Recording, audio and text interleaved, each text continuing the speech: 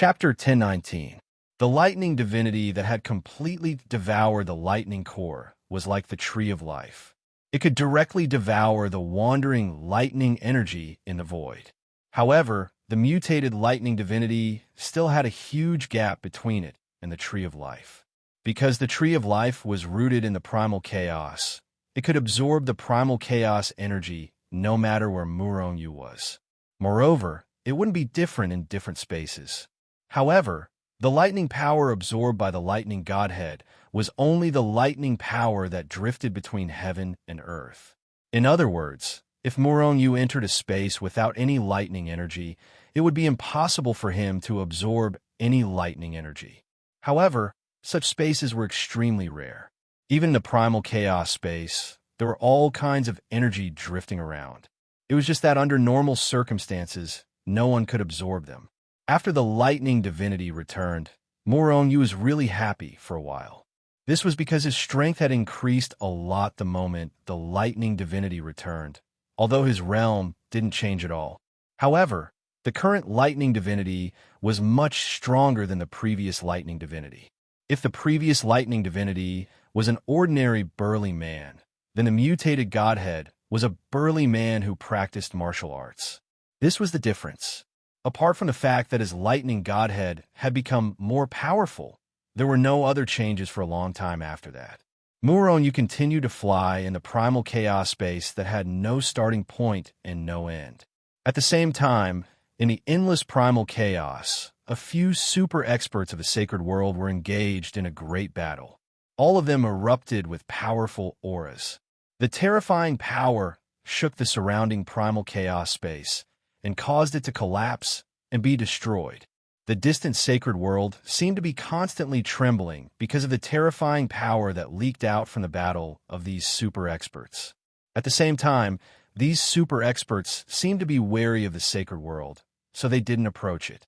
Otherwise, once the sacred world was destroyed, they could only live in the endless primal chaos forever. Without the existence of a world, they would eventually die of loneliness in the endless primal chaos. However, not far from them, there was a huge tower shining with golden light that emitted millions of rays of light. It stood in the primal chaos space, unafraid of the shock waves of everyone's power. It didn't tremble at all.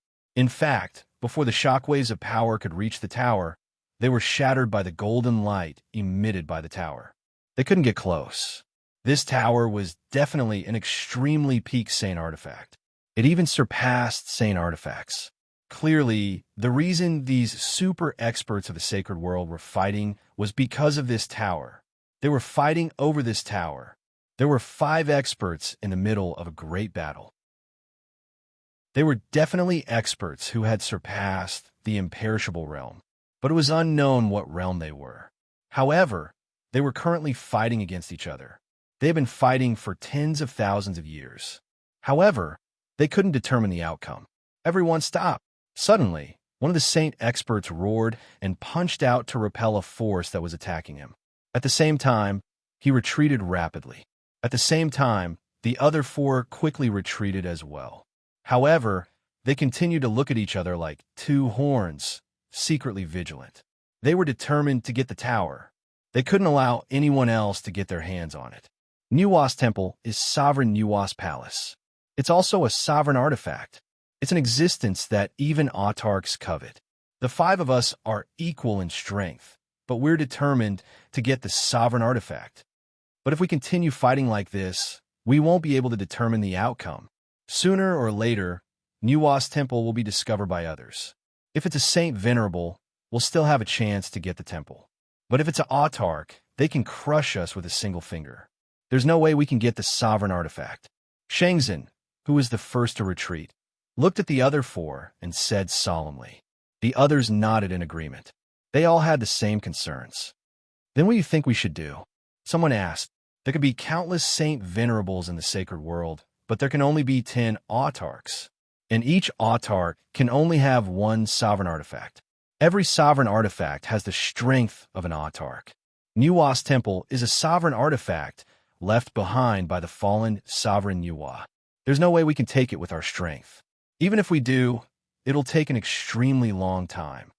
What I'm saying is that the 5 of us work together to take down Nuwa's temple. Then we'll have to rely on our own strength to get it to acknowledge us as its master. If we're lucky enough to get it to acknowledge us as its master first, then the temple will naturally belong to us. However, we'll have to give the other 4 enough benefits. What do you think? The other 4 fell silent. This was definitely the best method. Otherwise, who knew when they'd be able to decide the outcome of the battle? If news of Nuwa's temple spread, all the experts in the sacred world would get involved. It would be impossible for them to get their hands on the temple then. If they worked together to take down Nuwa's temple, each of them would have a 20% chance of getting it to acknowledge them as its master. All right. After a while, the first person agreed. The others all nodded. Swish, swish, 5 figures flashed through the air, surrounding the golden tower from 5 different directions. This was none other than Nuwa's sacred palace. Attack! A saint roared. At almost the same time, the 5 supreme experts reached out with their hands and grabbed at Nuwa's temple. As if sensing danger, Nuwa's temple suddenly erupted with golden light. The dazzling golden light illuminated even the lightless chaotic space. Right at this moment, Nuwa's temple, which had been standing there unmoving for a very long time, suddenly shuddered. Whoosh! A terrifying pressure suddenly emanated from within Nuwa's temple. Wherever it passed, large swaths of chaotic space were annihilated.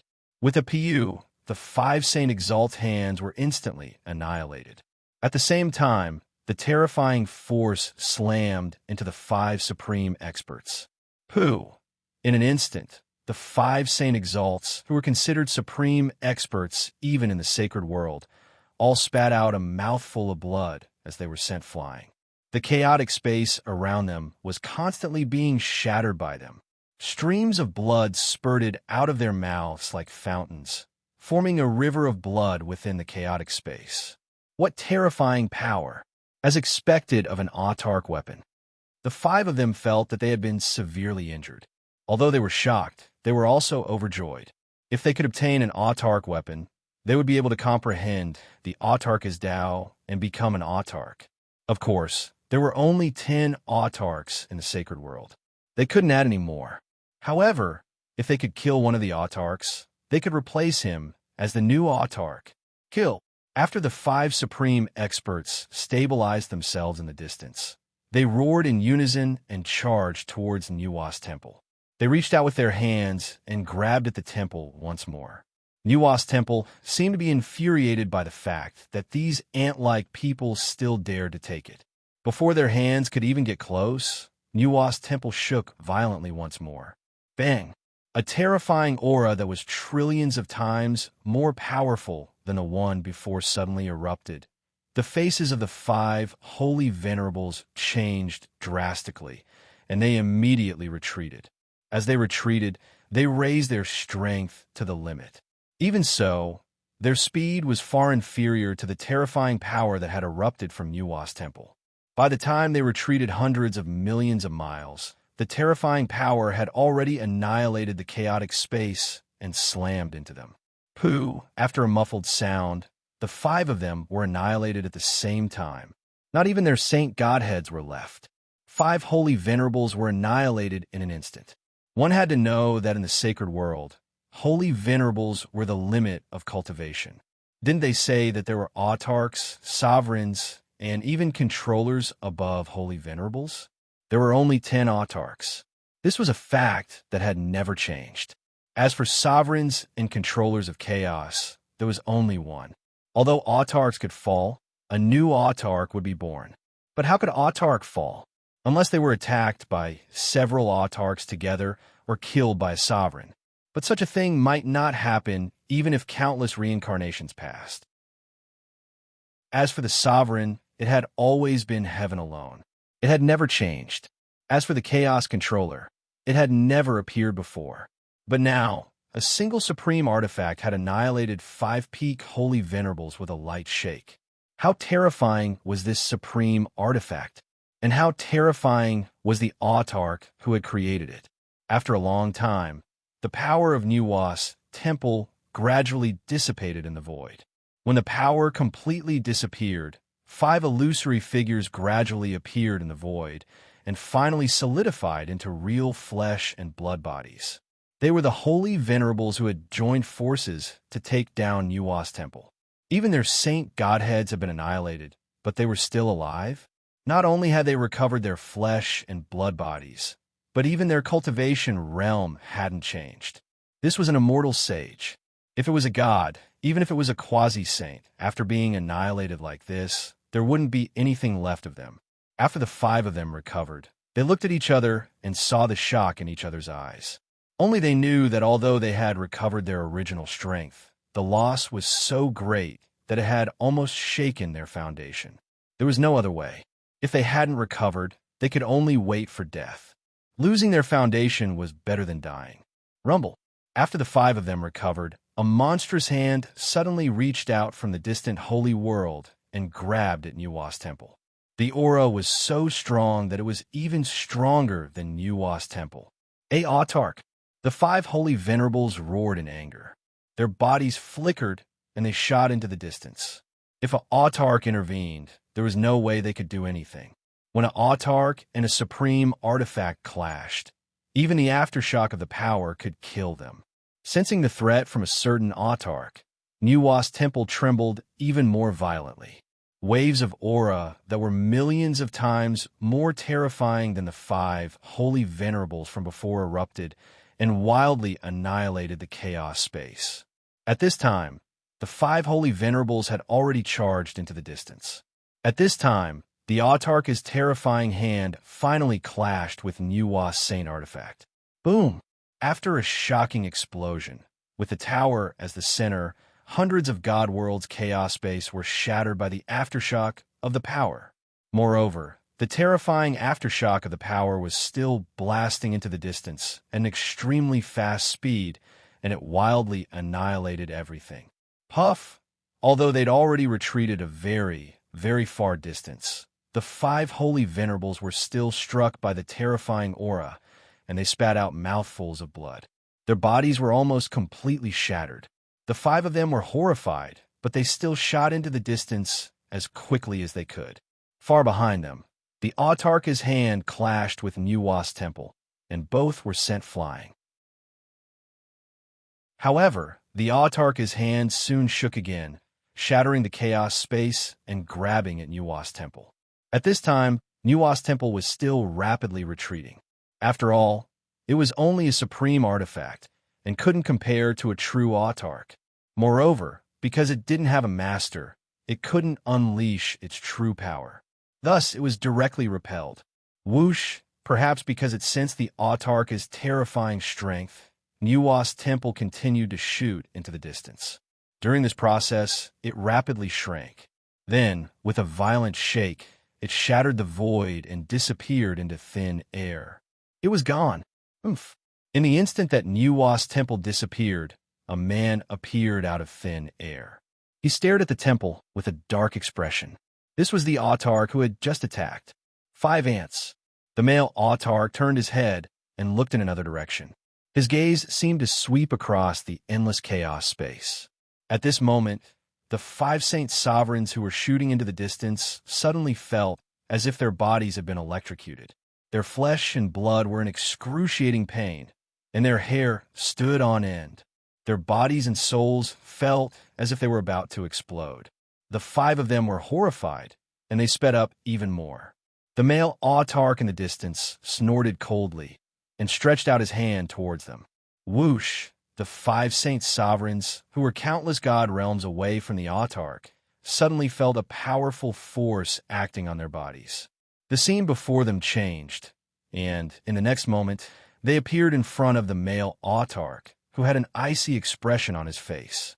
At this moment, their eyes were filled with terror. In the instant that Nuwa's temple disappeared, Morongyu suddenly saw the chaotic space in front of him split open, and a blinding golden light shot out from the crack. Is there another world up ahead? Morongyu was overjoyed, but just as he was about to go over, he saw a huge golden pagoda smashing through the turbulent space and rapidly bombarding him. Morongyu let out a strange cry, and raised his speed to the limit, retreating explosively. Chapter 10:20. Nuwa's Temple.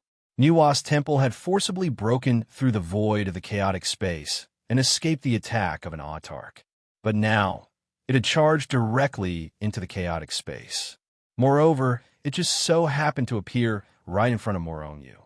Was this a coincidence? Or? Morongyu didn't know. He had no idea what the Golden Tower was. He only saw Nuwa's temple charging straight at him. Instinctively, he unleashed his speed and fled into the distance. During this process, the golden gourd that Morongyu had obtained, which had remained motionless all this time, began to violently tremble. In the end, it rushed out of Morongyu's body with a whoosh. The golden gourd turned into a beam of golden light. It cut through the void of the turbulent space and rushed straight to the falling tower. Then it charged straight into the tower. At the same time, an incomparably vast wave of energy rushed down and enveloped Morongyu in an instant. That was a supreme artifact, a powerful artifact that could even kill a supreme expert of the holy venerable realm. If it wanted to kill Morongyu, there was no way Morongyu could escape. Thus, when Morongyu was enveloped by that wave of energy, his entire body disappeared with a swish. Morongyu felt the scenery in front of him change. In the next moment, he appeared in an unfamiliar space. This was a space not much different from the God Realm. Tall mountains and flowing rivers, it was exactly the same as the outside world. However, the natural energy here was of an extremely high level. Morongyu tried to absorb it, but found that he couldn't absorb it at all. However, although the natural energy here was of a high level, it didn't give him much pressure. Morongyu could sense that even ordinary gods wouldn't be crushed by the natural energy here, which was of a much higher level than the natural energy of the God Realm. Although the natural energy of the Holy World was here, it didn't give him as much pressure as it did in the Holy World. It was as if someone had used a great power to erase the pressure. Where is this? Is this the space of the tower? Morongyu was surprised at first, but he quickly regained his composure. Nuwa's holy temple. In Hichu Luoshu, Hichu cried out in surprise. Morongyu didn't know about Nuwa's holy temple, but he did. He knew a lot about Nuwa's sacred palace and Paragon Nuwa. However, although he was surprised, he did not tell Morongyu. He didn't know why Nuwa's sacred temple had suddenly sucked Morongyu in. After all, this was a supreme weapon, and it was of great importance. Before he knew the purpose of its arrival, Hichu had to maintain the highest level of vigilance. Otherwise, as long as Nuwa's sacred temple trembled slightly, Morongyu would have vanished into thin air. He would have been deader than dead. Someone seems to be calling out to me. Morongyu looked around and sensed that someone was calling out to him. That feeling was extremely weak. When Morongyu seriously tried to sense it, he couldn't feel it at all. Morongyu could only stroll forward, following the faint feeling in his heart as he continued forward. Before long, a palace appeared in front of him. It was a palace about the same size as a mortal's palace. The palace was very simple, but there was an extremely powerful but extremely weak aura faintly coming from it. However, although the aura was strong, it didn't give him any pressure. Therefore, Morongyu walked straight up. Morongyu didn't know what was going on, but he simply walked up and opened the palace's doors with a creak. Then he stepped inside. The palace wasn't big, and it was even a little simple inside. It was empty. However, there was a statue that looked like a stone sculpture with the body of a snake and the head of a human standing at the back of the palace. Beautiful. It was a statue of a woman with the body of a snake and the head of a human. When Morongyu saw this statue, there was only one word in his mind. Beautiful. How beautiful. Morongyu couldn't describe it at all. He only felt that this woman's beauty could make any so-called beauty pale in comparison. Beautiful words like the most beautiful woman in the world, the most beautiful woman in the world, the most beautiful woman in the world, and the most beautiful woman in the world couldn't describe the beauty of this woman. It was just a statue, but it gave Morongyu such a feeling. In Morongyu's eyes, this statue seemed to come alive. Suddenly, an indescribably beautiful woman appeared in front of Murong-Yu. It was no longer the body of a snake and the head of a human, but a complete beauty of the human race. However, at the same time, there was a noble temperament that couldn't be reached and couldn't be profaned. At the same time that this beautiful woman appeared, the original statue didn't seem to have changed. Could this woman be that statue? This thought appeared in Murong-Yu's mind. Then he was shocked, and his figure instantly retreated. What's wrong with me? Could it be that I'm being controlled by her? Murong-Yu's face was gloomy, and there was a lingering fear in his heart. It seemed that after entering this space, he was controlled by someone. Then, he mysteriously came to the front of the palace, pushed the door open, and finally entered the palace. Under normal circumstances, he would definitely check this space and confirm that there was no danger in the palace before opening it. Moreover, during this process, he would definitely summon the Hichu Luo Shu and the Yin Yang Cauldron. However, he didn't do any of these. He only woke up when he saw this woman. Is this an illusion? This thought flashed through Murong-Yu's mind, but he quickly rejected it. This was an illusion. It was just that his mind was unknowingly being controlled. It was an untraceable control. Who was this woman? How could she be so terrifying? What if she wanted to kill him too much? Even if she wanted him to kill himself, wouldn't he? Murong-Yu felt a lingering fear in his heart. At the same time, he looked at the beautiful woman with a vigilant expression. At this moment, the woman suddenly spoke. Human, don't panic. I have no ill intentions towards you. Her voice was extremely pleasant to the ears.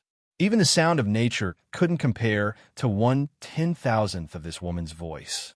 Moreover, when he heard this voice, Murong-Yu felt a sense of familiarity, an uncontrollable sense of familiarity. Murong-Yu snorted coldly.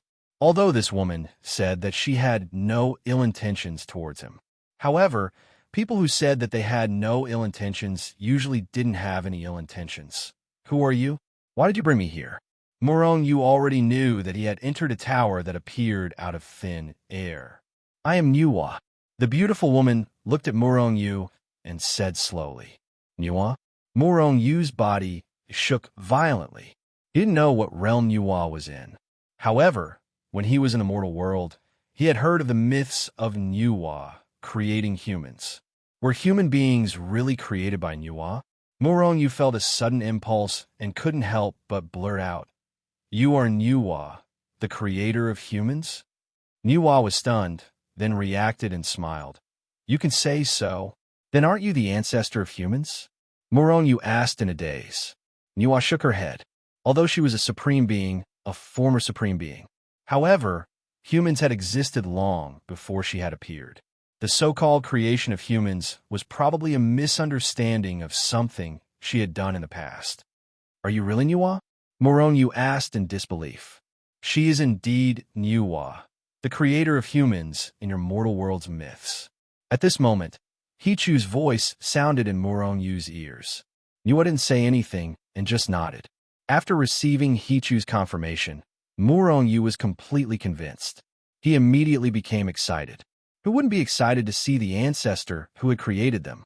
However, amidst his excitement, Murong-Yu was puzzled again.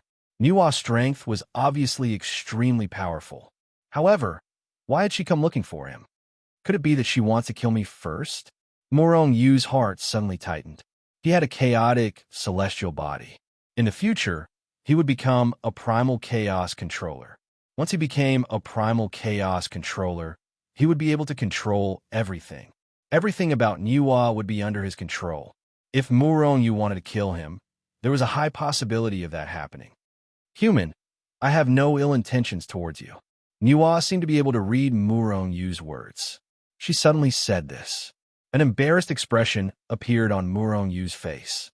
However, Nuwa continued, Not only do I have no ill intentions towards you, but I also need your help. Murong-Yu was puzzled. Senior Nuwa, your strength is far greater than mine. What can I do to help? Nuwa shook her head and smiled faintly. That was before.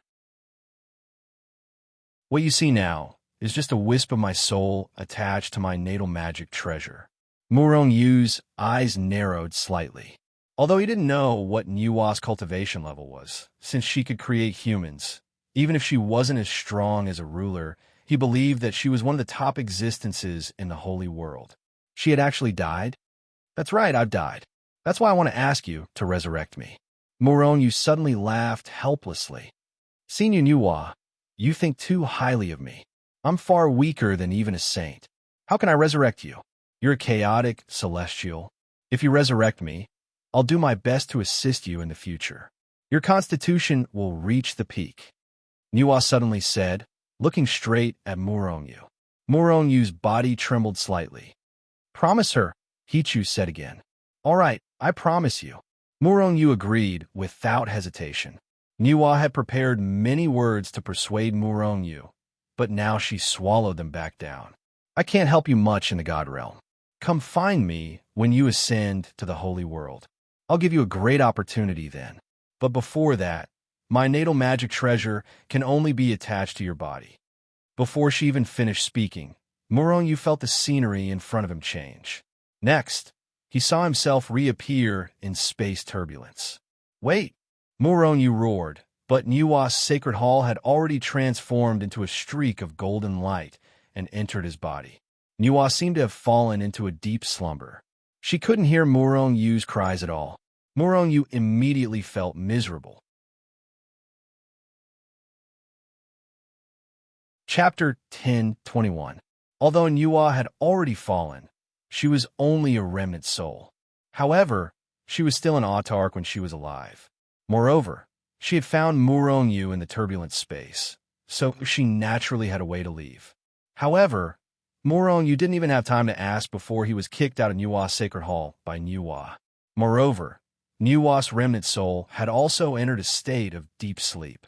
How could Murong Yu not feel bitter, let alone ascending to the holy realm? Even leaving this place is a problem. Do I have to cultivate until I reach the peak of the quasi-saint realm and then ascend directly? Even if I can ascend, when will I be able to break through by relying on the tree of life and the lightning divinity's energy? Although he has a long lifespan, there is still the possibility of his lifespan running out here. Just as Murong Yu was feeling bitter, a huge crack suddenly appeared in the space beside him. Then a huge force enveloped his body, and before he could react, he was pulled into the spatial crack. The scenery in front of him changed rapidly, and a life aura that Murong Yu felt incomparably familiar rushed towards him. It was the aura of the God realm. Murong Yu immediately became excited. In the next moment, he was completely engulfed by the aura of the God realm. Not long after, he was spat out of the spatial crack and floated in the sky. The surrounding space was very stable, and rich energy of heaven and earth rushed towards him. There was no violent turbulence of the turbulent space, and there was no black, terrifying spatial turbulence. Murong Yu finally left the turbulent space. At the same time, a weak spiritual wave entered Murong Yu's ears. Murong Yu understood that Nuwa had helped him this time. Otherwise, he could only continue to wander in the turbulent space.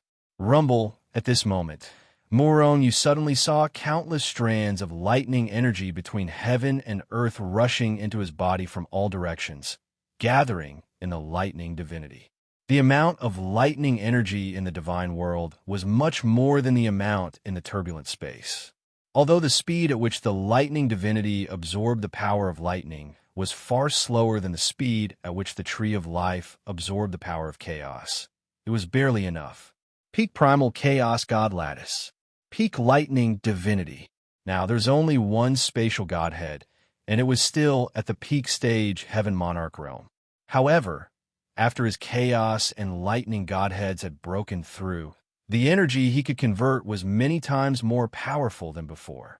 Adding on the fact that he could absorb spatial energy, his space godhead would also break through in no time. Let's go and see how many years have passed. How is the god realm? Did the monster clan start a war against the human clan? After Murong Yu checked his body, his figure flashed and left the place. Not long after, he appeared in a city. 10,000 years have already passed. The demon race didn't launch a war against the human race. Did Abyssal College also bow to Primeval College? Morongyu asked around and got the information he wanted. However, what shocked him was that Abyssal College actually bowed to Primeval College.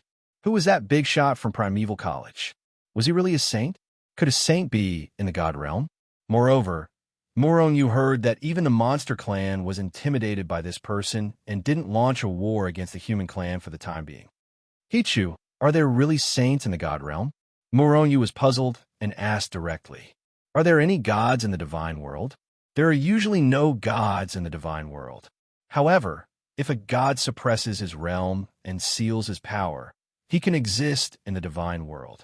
Otherwise, the space of the divine world will not be able to withstand the power of a god and will be shattered. Morongyu said directly, if there really is a saint in the divine world, that saint must have sealed his realm and power. Otherwise, the divine world will collapse. However, he is a saint after all. Once the seal is released, he can destroy the entire divine world. Therefore, if Primeval College really has a saint, Abyssal College will have no choice but to bow down to him. Even a powerful monster clan can only be suppressed. Morongyu's eyes flashed and disappeared from the city in a flash. When he reappeared, he was already back in Shenzhen. During this investigation, other than finding out about the major events, Morongyu also found out that he was already dead. He knew that Zhao Jiqing and the others would be worried about him, so he came back immediately. However, when he returned to Shenzhen, he saw a different side. In the past, although there were many people cultivating in Shenzhen, most of them were not that nervous. They also didn't have that kind of strong mentality. However, now, most of the people were cultivating in seclusion. Those who weren't cultivating in seclusion were also communicating. Even Zhao Jiqing and the others were cultivating in seclusion.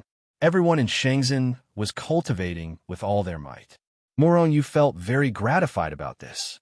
After all, Shenzhen's foundation was still weak. It was nothing in the divine world. As for the people who had ascended to the divine realm, their aptitudes were all top-notch. With the support of various pills and resources, if they worked hard, they would be able to raise their realm very quickly. This was because Morongyu saw that other than the 100,000 people, there were many more Heavenly King realm experts in Shenzhen. These people were the geniuses of geniuses, the elites of the elites. In particular, Morongyu's 4 children had all entered the peak of the Heavenly King realm. They were only one step away from surpassing Morongyu and reaching the Heavenly Emperor realm first. Other than them, Zhao Jiqing and the other 2 girls, Li Ling, Duan Muqing, and the others had also reached the Heavenly King realm. These people were the geniuses of geniuses. Once they were determined to cultivate, their strength would increase very quickly. With the help of the comprehension state pill, they didn't have any bottlenecks at all. As for Glory Sect's 2 most arrogant and powerful demon clans, Big Black Dog and Fire Eye Golden Ape, these 2 fellows were not to be trifled with either. One had the inheritance of the heavenly demon god, and the other was the descendant of the heavenly dog. Their strength increased very quickly. Moreover, their battle prowess was definitely above many people of the same realm. Only one person didn't change. Little Z.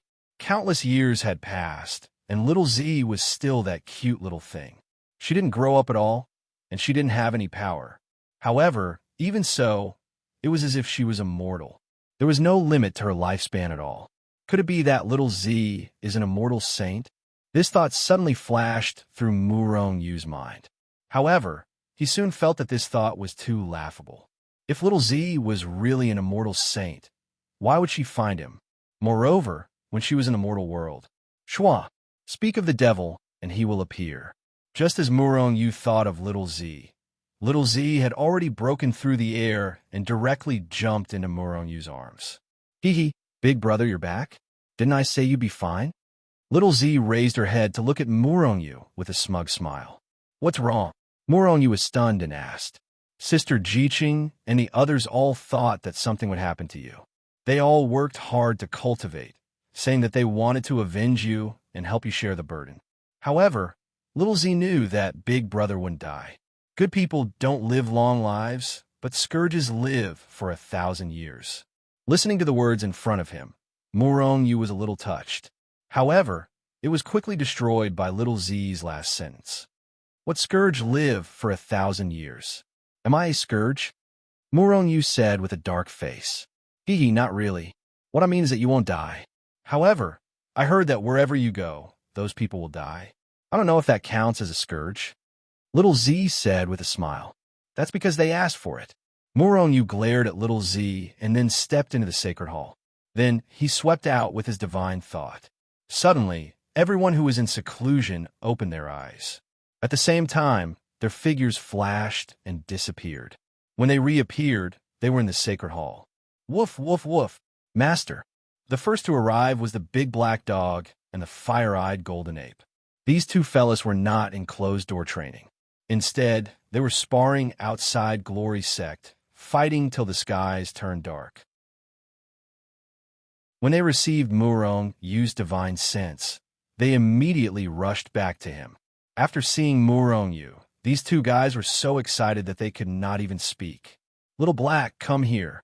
Seeing the big black dog, little Z's face suddenly showed a smile. She reached out and waved at the big black dog. I ate something bad this morning. I need to go to the toilet. Seeing that the situation was not good, the big black dog gave an excuse that was not an excuse and disappeared from the sacred hall. He did not know what was going on. Even though he had reached the peak of the Heavenly King realm, little Z was still his nemesis. As long as he was in front of little Z, he would be suppressed. Otherwise, if it was anyone else, he would have sent them flying with his dog paw. Little Black, where are you going?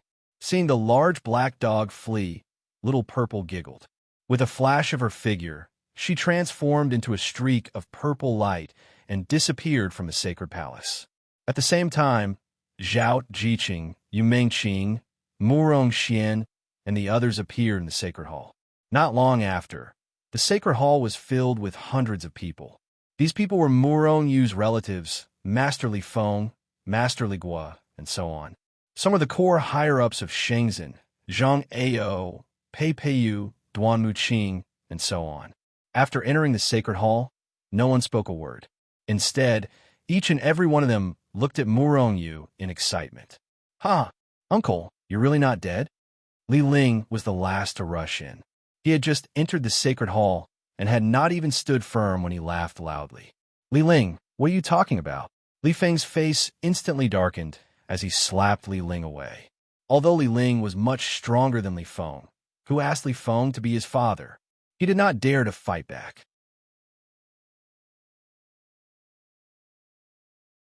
Chapter 10:22. This time, I've caused everyone to worry. I'm sorry. After everyone had arrived, Murong Yu suddenly stood up and formally apologized to everyone. Apologize? Why did he apologize? Everyone was shocked. Then someone said, Holy Lord, you've always been the one working hard. Everything that Shenzhen has been built by you. Other than wasting resources, what else can we do? Holy Lord, you've been bullied by Abyssal College, but we didn't dare to say anything. We couldn't do anything at all. We can't accept this. Therefore, we must work hard and become stronger. As long as Shenzhen becomes stronger, Abyssal College won't dare to touch us. We can even destroy them directly. We're still weak now. We can't do anything else other than become stronger. Only by becoming stronger can we protect ourselves. Only then will others not dare to touch Shenzhen. Moreover, Holy Lord, you've done too many things for us. The reason why we are where we are today is all because of you. Everything we have is because of you. We've always accepted it. We've also accepted too much.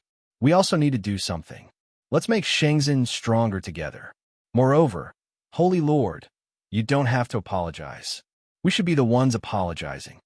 At this point, other than Murong Yu's relatives, all the higher-ups of Shenzhen bowed deeply to Murong Yu. Murong Yu felt a slight warmth in his heart. He was touched. Although Shenzhen was a force that he had built up with his own hands, it was his duty to work hard for Shenzhen. However, if everyone in Shenzhen felt that it was natural and no one was grateful, Murong Yu would feel cold in his heart. Of course, there weren't many people in Shenzhen who were like that. After this incident, the entire Shenzhen entered a state of cultivation. In other words, many of Shenzhen's disciples were grateful to Murongyu. Otherwise, why would they want to take revenge from Murongyu after seeing him?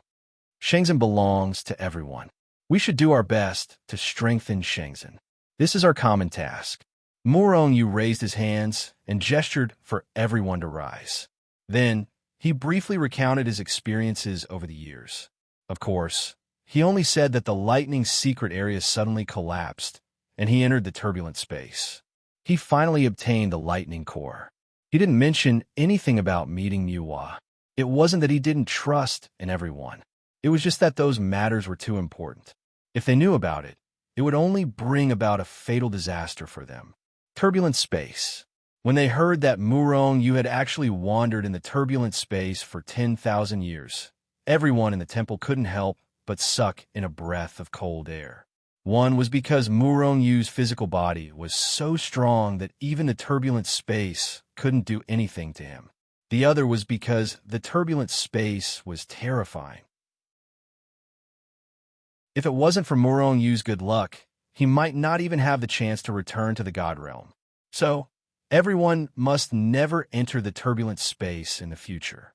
If you haven't reached the level of quasi-saint, or if you haven't reached the level of a supreme gray god artifact, you will be instantly killed if you enter the turbulent space. Moreover, even if you have reached the level of a quasi-saint or a supreme gray god artifact, don't try to enter the turbulent space. Because there's no energy to absorb in there. You will only be killed by the turbulent space if you get too close. Everyone fell silent. Previously, they only knew that the turbulent space was terrifying. However, after listening to Murongyu's personal experience and explanation, they realized that the turbulent space was much more terrifying than they imagined. Murongyu spent 10 days reuniting with Zhao Jiqing and the others. After 10 days, he returned to Primeval College. Who is it? Don't bother me if there's nothing important. As soon as Murongyu stepped into Xiang Sungwu's courtyard, Xiang Sungwu's somewhat irritated voice came from the room. Because of Murongyu, Xiang Sungwu had been irritated for 10,000 years. Every time he thought that Murongyu might be dead, he couldn't help but want to rush to Abyssal College and kill everyone there. Murongyu's talent was simply too heaven-defying. If they were given time to nurture him, he would most likely become a saint. What did it mean to become a saint? Others might not know, but he knew that if they had another saint on their side, they might be able to reverse the situation. Whether or not Murongyu became a saint was not only related to Primeval College, it was also related to the survival of the human race. However, there had been no news of Murongyu for more than 10,000 years. Moreover, during this process, his soul jade slip had constantly cracked. Xiang Sungwu and the others were almost certain that Murongyu was dead. In these years, Primeval College and Abyssal College had mobilized a large number of forces to search for Murongyu, but there was no news at all. Apart from them, the entire God Realm was searching for Murongyu. They didn't care about Murongyu's life or death. They only cared about Murongyu's saint weapon. Old man Xiang, you're already so old. Why are you still so irritable? A familiar voice sounded. Xiang Sungwu was stunned at first, but then his face was filled with ecstasy. His figure flickered and appeared in the courtyard. Then he saw Murongyu. Is it really you? Xiang Sungwu looked at Murongyu with an excited face. He almost went up and pinched Murongyu to confirm whether he was really Murongyu or not.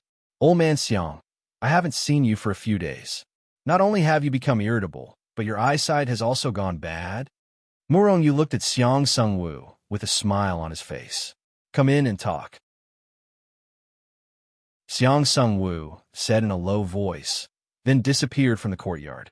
Murongyu smiled and walked in. What? You've actually been wandering in the spatial turbulence for nearly 10,000 years?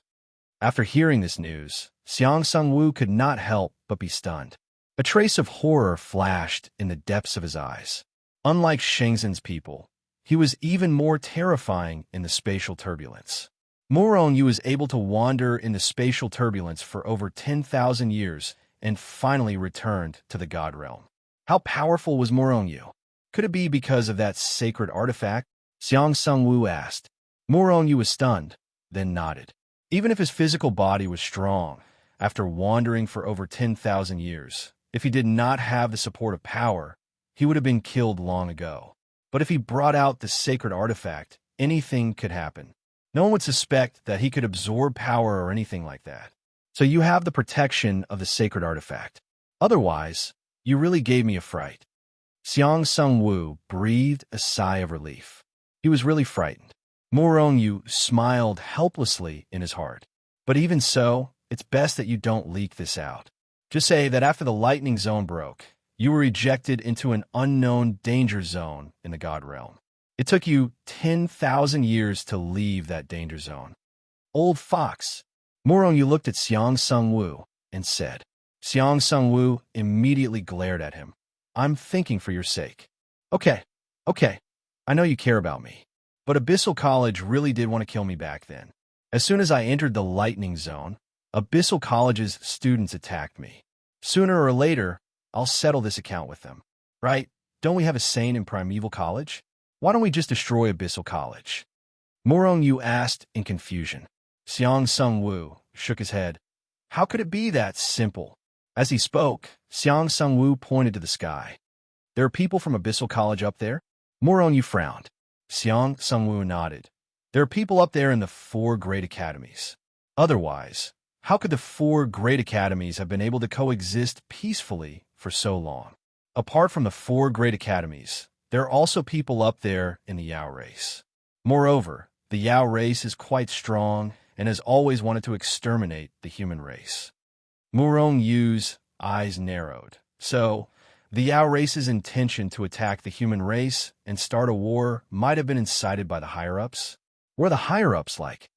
Xiang Sung-woo shook his head. He only had a vague idea of what was going on. What were the specifics? No one in the God realm knew. Therefore, he couldn't answer Morong-yu's question.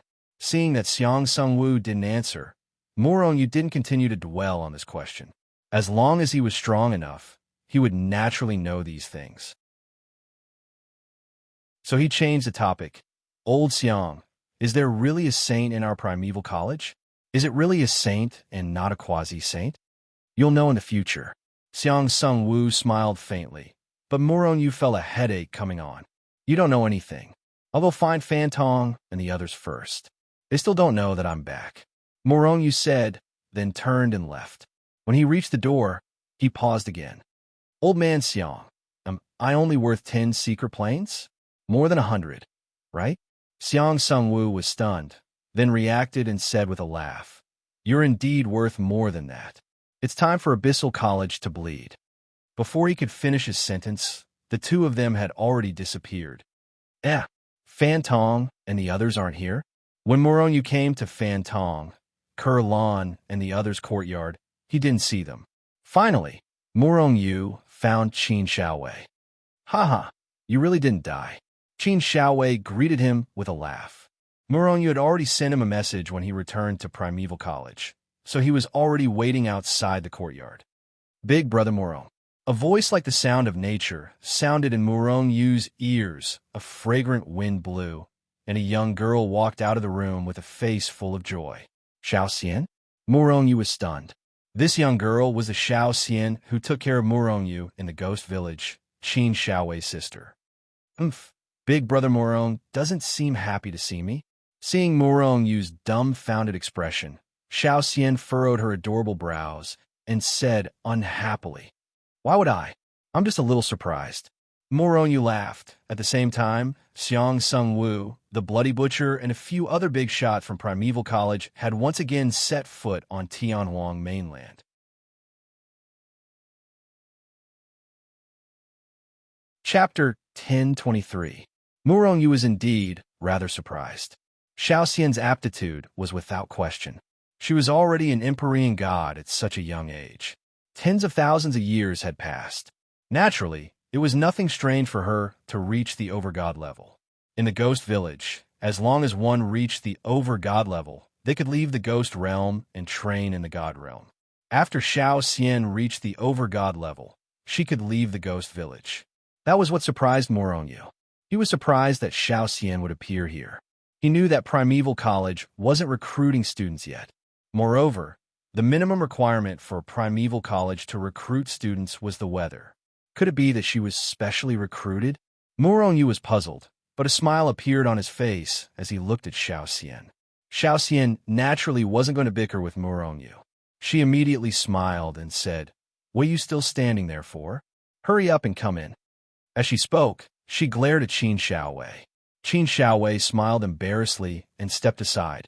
He had been blocking the entrance to the courtyard.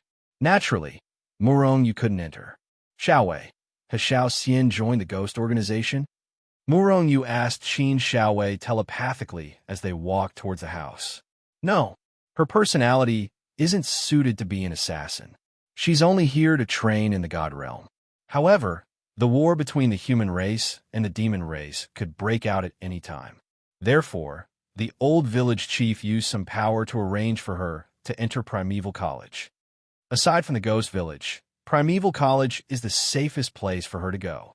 However, the branch of the ghost organization isn't suitable for her," Qin Xiaowei explained to Murong Yu. Murong Yu nodded. Xiao Xian's personality was indeed unsuitable. Presumably, little Tian, who was as strong as Xiao Xian, had already become an assassin. "Big brother Murong, do you not have Xiao Xian in your heart anymore? You left for so long and didn't come back to see me. Big brother is also a bad person. He's clearly always with big brother Murong, but he never says anything." Oomph. Murong Yu and Gu Ninji laughed awkwardly at her words. It was especially so for Murong Yu. During this period of time, he had been going to the primordial wilderness continent, but he had never been to Spectre Village. Qin Xiaowei glared at Xiao Xian and said, "Your Murong Gij is very busy. How can you have time to go back?" Xiao Xian pouted her lips. After comforting Xiao Xian for a while, Xiao Xian left the room in high spirits. It was only then that Murong Yu began to recount his experience. Of course, he also neglected some important things. After hearing this, Qin Xiaowei fell silent, and a wisp of killing intent burst forth. "Now, it's not just Abyssal College that's coveting your treasures. Countless people in the entire God realm are coveting your sacred weapon. You must be careful in the future," Qin Xiaowei warned. Murong Yu nodded. Qin Xiaowei continued, "Ever since news of your death spread, Fantong, Kurlan, and the others used all the power they could to find news of you. I'm afraid they still don't know that you're back." "Where are they now?" Murong Yu's heart warmed, and he immediately asked. "They're in their own family." Before Qin Xiaowei could finish, Murong Yu had already disappeared into thin air. Qin Xiaowei was stunned, and then he bitterly smiled and said, "This guy is really—" Murong Yu had never been to the Fan family. Therefore, even though Fantong had his teleportation point, Murong Yu did not immediately teleport to the Fan family. After all, directly barging into the Fan family was really impolite.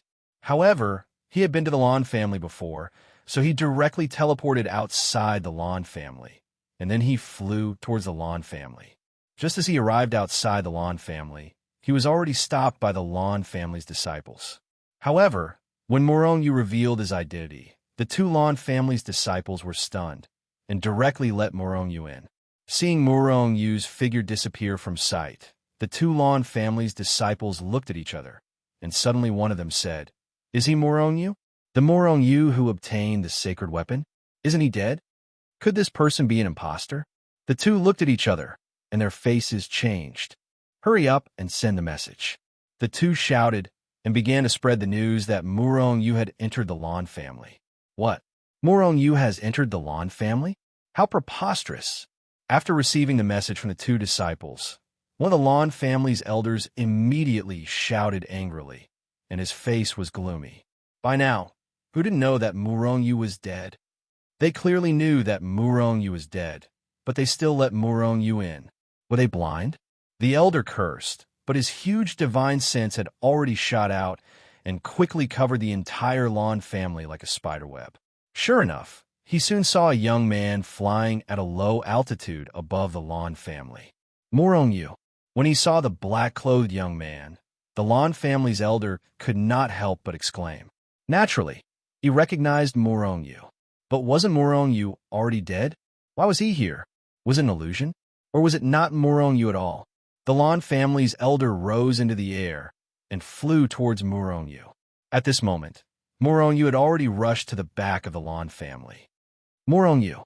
At this moment, the elder appeared in front of Morong and shouted. Morong stopped and looked at the Lan family's elder with a smile on his face, but he did not speak.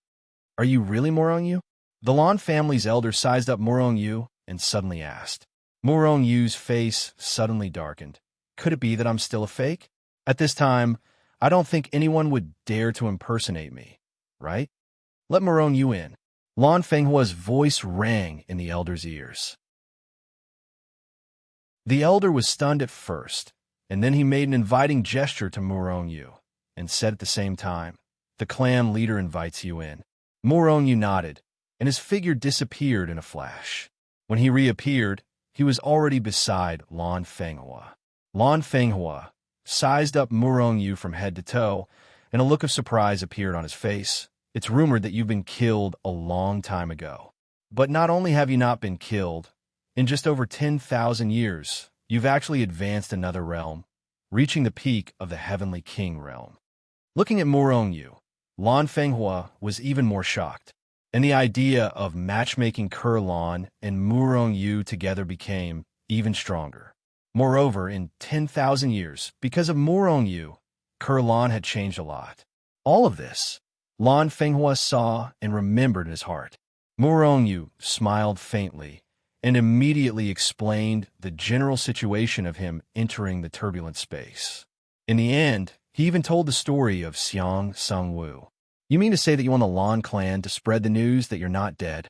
Morong nodded and said helplessly, now, the entire God realm thinks that I'm dead. Wherever I go, they look like they've seen a ghost. Lan Fenghua nodded, and then a smile appeared on his face and said, you young people have a good chat. I'll go arrange it first. Before he could finish his sentence, Lan Fenghua had already disappeared. Then, a petite figure appeared in front of Morong.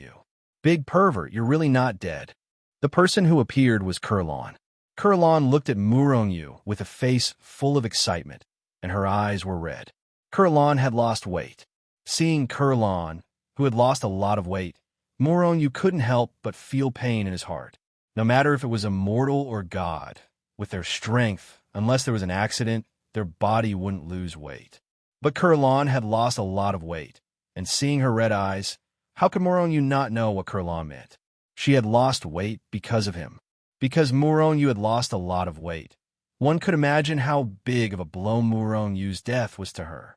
Morong opened his mouth, and just as he was about to say something, Lan had already turned into a fragrant wind and threw herself into his arms. And then, woo-woo, she started to cry in pain. Morong was at a loss for what to do. He didn't know what was going on. At the same time, the news that Morong was still alive was quickly spread through the Lan clan's influence. Because the Lan clan was originally a superpower, and because he added fuel to the fire, and because Morong had a divine artifact, the news that he was still alive swept through the entire god realm almost instantly. For a moment, countless people were shocked, because Morong was still alive, which meant that they still had a chance to obtain the divine artifact. Tianhuang Continent, Abyssal College. What? Morong isn't dead. Is it confirmed? An important figure of Abyssal College slammed the table and stood up, his face full of shock. The news has been confirmed. Morong is indeed still alive. The first time he appeared was at Primeval College, and then he appeared at the Lan clan. In the Great Hall, the faces of many important figures of Abyssal College darkened. When did Morong appear at Primeval College? Was it before or after the Bloody Butcher left? The Bloody Butcher only came to Abyssal College after Morong appeared at Primeval College. Moreover, before that, Morong came in contact with Xiang Sungwu, the higher-up of Abyssal College, who was in charge of intelligence, said in a low voice. Uffed. Hearing this, the dean of Abyssal College immediately spat out a large mouthful of blood. The other big shots were also brimming with murderous intent, their fury soaring to the heavens. Primeval College, you've gone too far. One of the important figures roared. You've gone too far. Do you really think there's no one in Abyssal College? Another important figure said angrily. Half a day ago, the Bloody Butcher arrived with Xiang Sung Wu. They went straight to the point, saying that Murong Yu's soul jade slip had been completely shattered, and that Murong Yu was already dead. Xiang Sung Wu and the others immediately proposed that Abyssal College compensate for all the losses caused by Murong Yu's death. Due to the existence behind Primeval College, Abyssal College was indeed in the wrong, so they immediately compensated Primeval College with 100 secret planes of various types, as well as various other resources. Even Abyssal College was bleeding a lot, but now they suddenly heard that Murong Yu was still alive. How could they not know that they had been played by Primeval College? They were all so depressed that they wanted to vomit blood.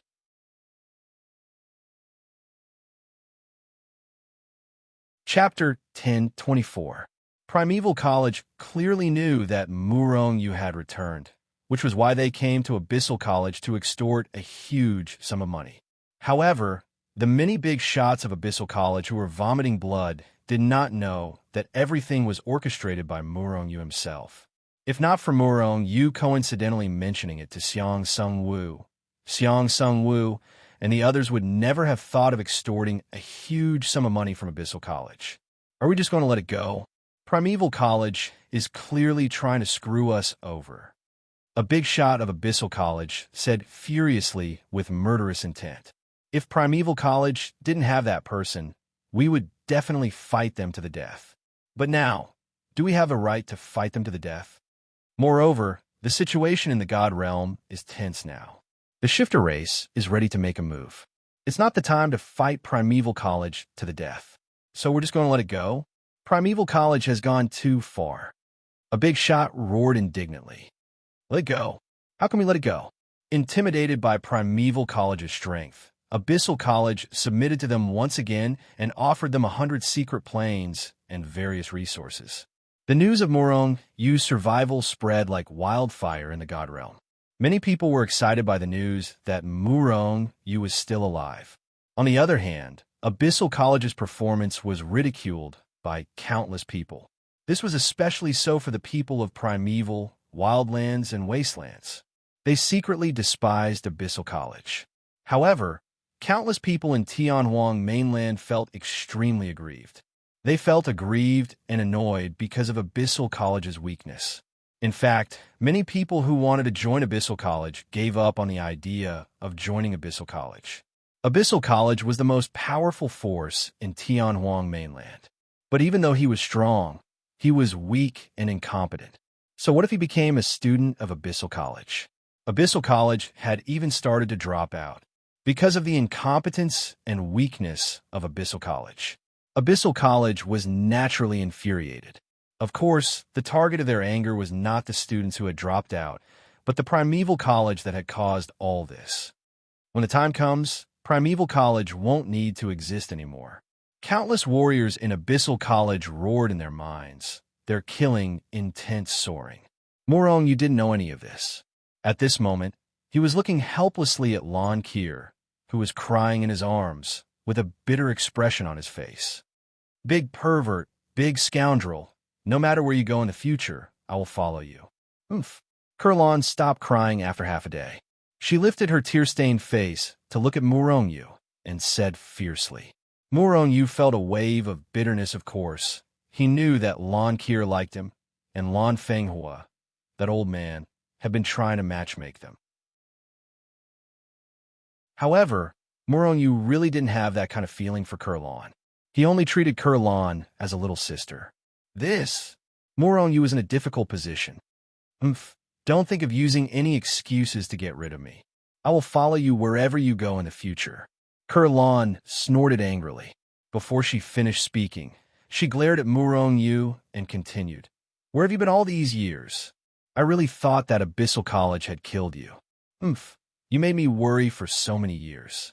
You must compensate me for my loss. Murong Yu could only tell her that he had entered the turbulent space. Kurlan was scared out of her wits. Her hands nervously grabbed Murong Yu's arms, and her face turned pale. Murongyu shook his head and reached out to wipe a tear from Kurlan's face.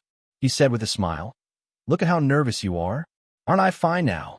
Seeing that Murongyu was wiping her tears, Kurlan's heart was filled with sweetness. However, she still fiercely looked at Murongyu and said, "You big scoundrel, you are really too bad.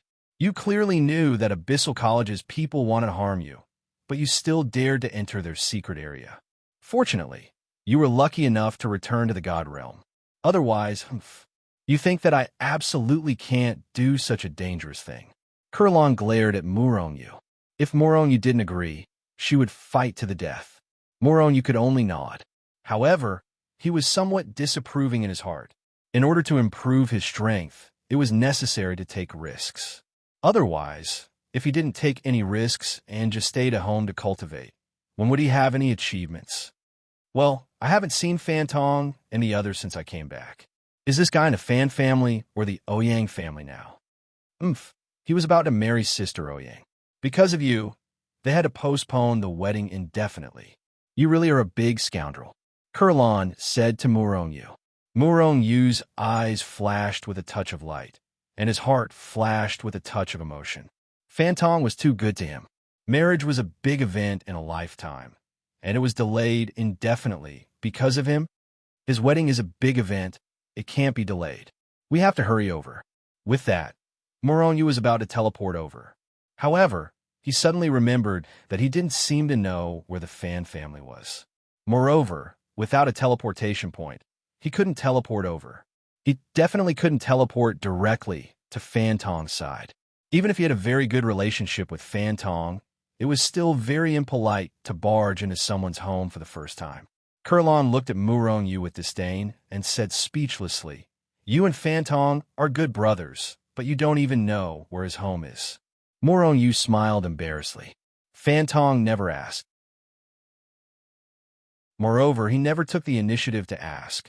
This was because Fantong was thrown out by his father, and Fantong couldn't return to the family for a short period of time.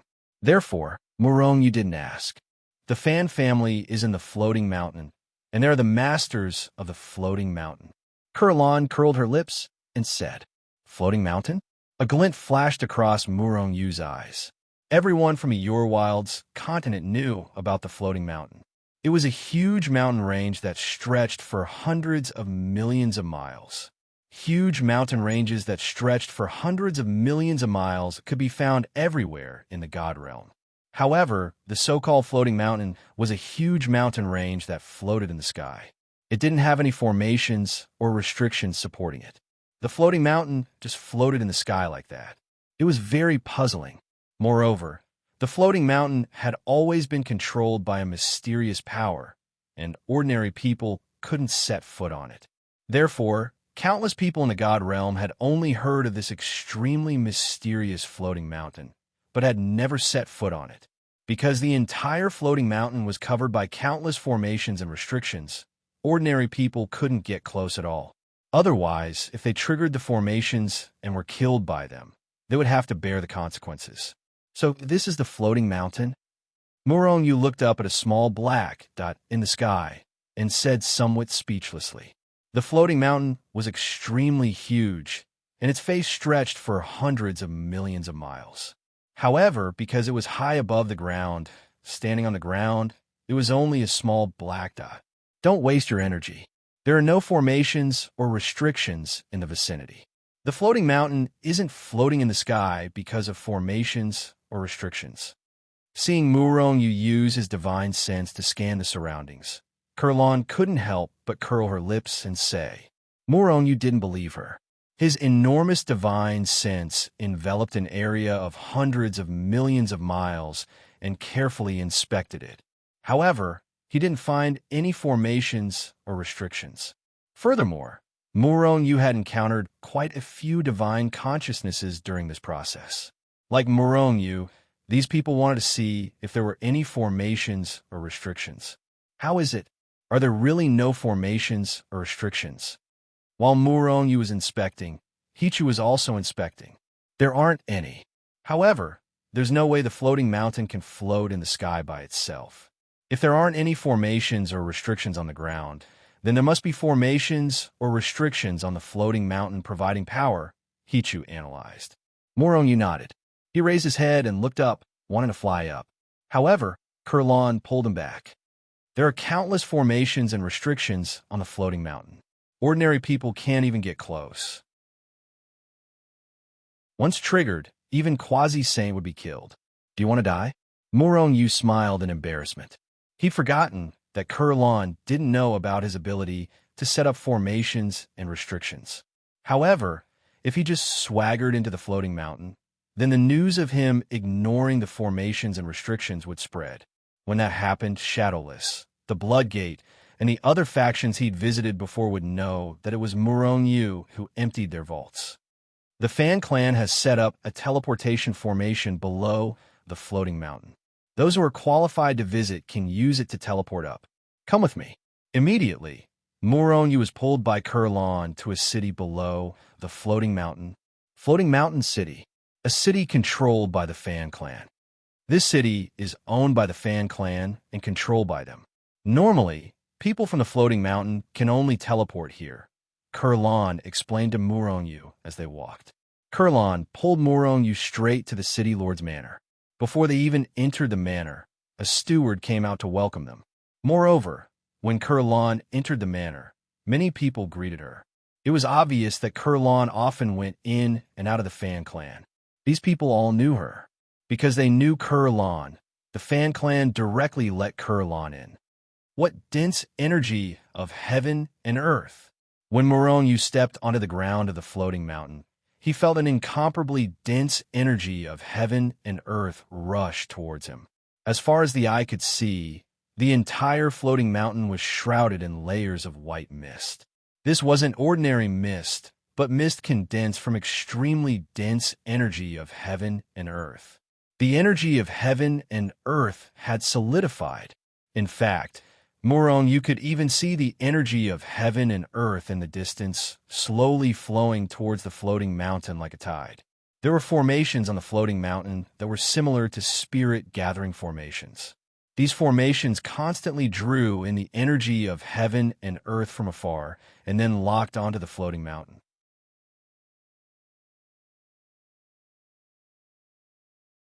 Chapter 10:25.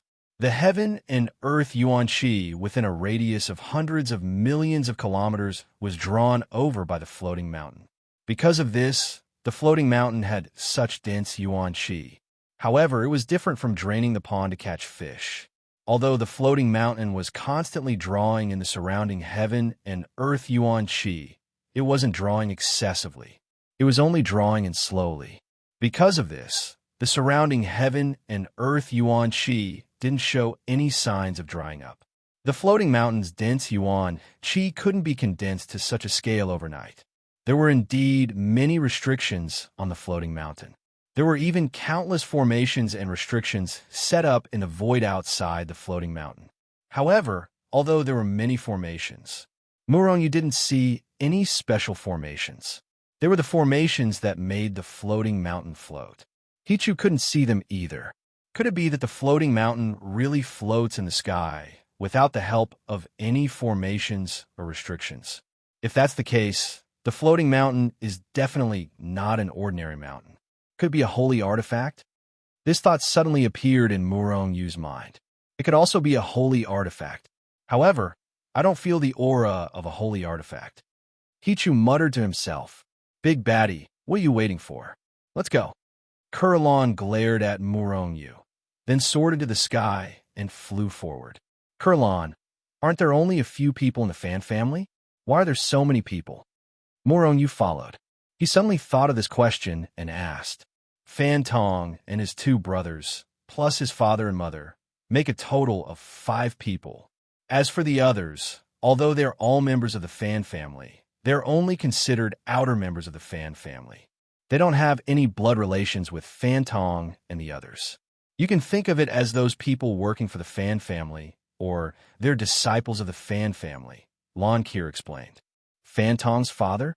Morongyu's mind flashed with the appearance of that dignified middle-aged man. That was the only time Morongyu saw Fan Tong's father. However, Why was Fantong's father so domineering and extremely protective? He was a legendary existence. Murong Yu had long wanted to visit him. Kurlan, long time no see. Just as Murong Yu and Yishiwen were flying forward, a figure suddenly shot over from the front and appeared in front of them. They blocked their way. Oomph. Fan Gang, you don't seem to welcome me here? Kurlan and Murong Yu stopped. Kurlan slightly frowned her beautiful brows and said indifferently, Rice Tank? When he heard Kurlan's words, Murong Yu couldn't help but laugh. Of course, he didn't laugh out loud. However, his expression had already betrayed him. If you want to laugh, then laugh. Fan Gang looked at Murong Yu with a gloomy expression and said helplessly, Ha ha. Murong Yu laughed loudly. During this process, he was also constantly sizing up Fan Gang. Fan Gang and Fantong looked somewhat similar. He should be one of Fantong's two elder brothers. He just didn't know if he was the eldest or the second. However, the difference in strength between Fan Gang and Fantong was too great. Fantong hadn't even reached the Sky Realm. However, Fan Gang was at least in the Sky Realm. He might even be at the peak of the Sky Realm. While Murong Yu was sizing up Fan Gang was also sizing up Murong Yu. After Murong Yu finished laughing, Fan Gang said, This brother should be Murong Yu, right? I am Fantong's second elder brother, Fan Gang. Greetings, second elder brother Fan. Murong Yu hurriedly bowed. He and Fantong called each other brothers. Naturally, Fantong's second elder brother was also his second elder brother. Haha, you and Fantong are good brothers. Naturally, you and I are also good brothers. Since we are brothers, let's not treat each other as outsiders. This is your first time in the floating mountain, right? Let me show you around. With a smile on his face, Fan Gang walked up to Murong Yu and rattled off a bunch of things.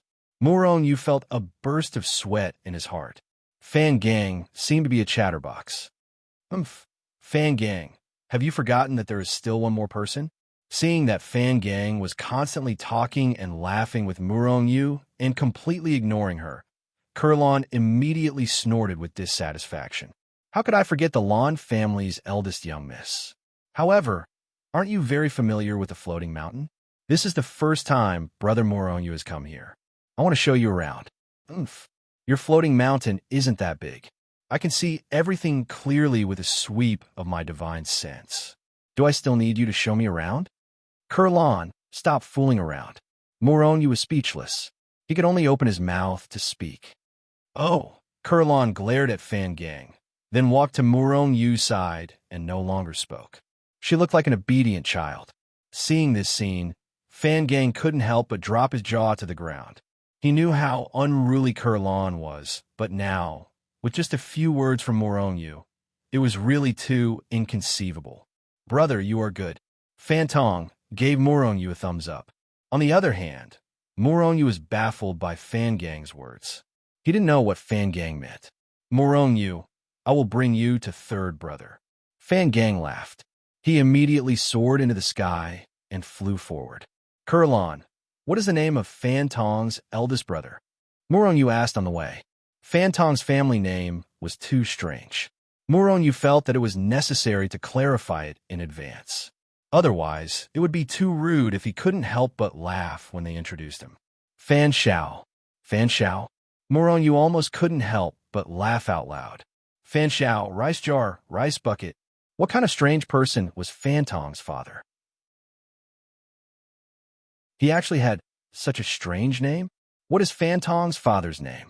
Murong Yu couldn't help but ask again. Fangua. Murong Yu's figure staggered, and he almost fell from the sky. This family couldn't be separated from their meals. Seeing Murong Yu's expression, Kurlan couldn't help but laugh.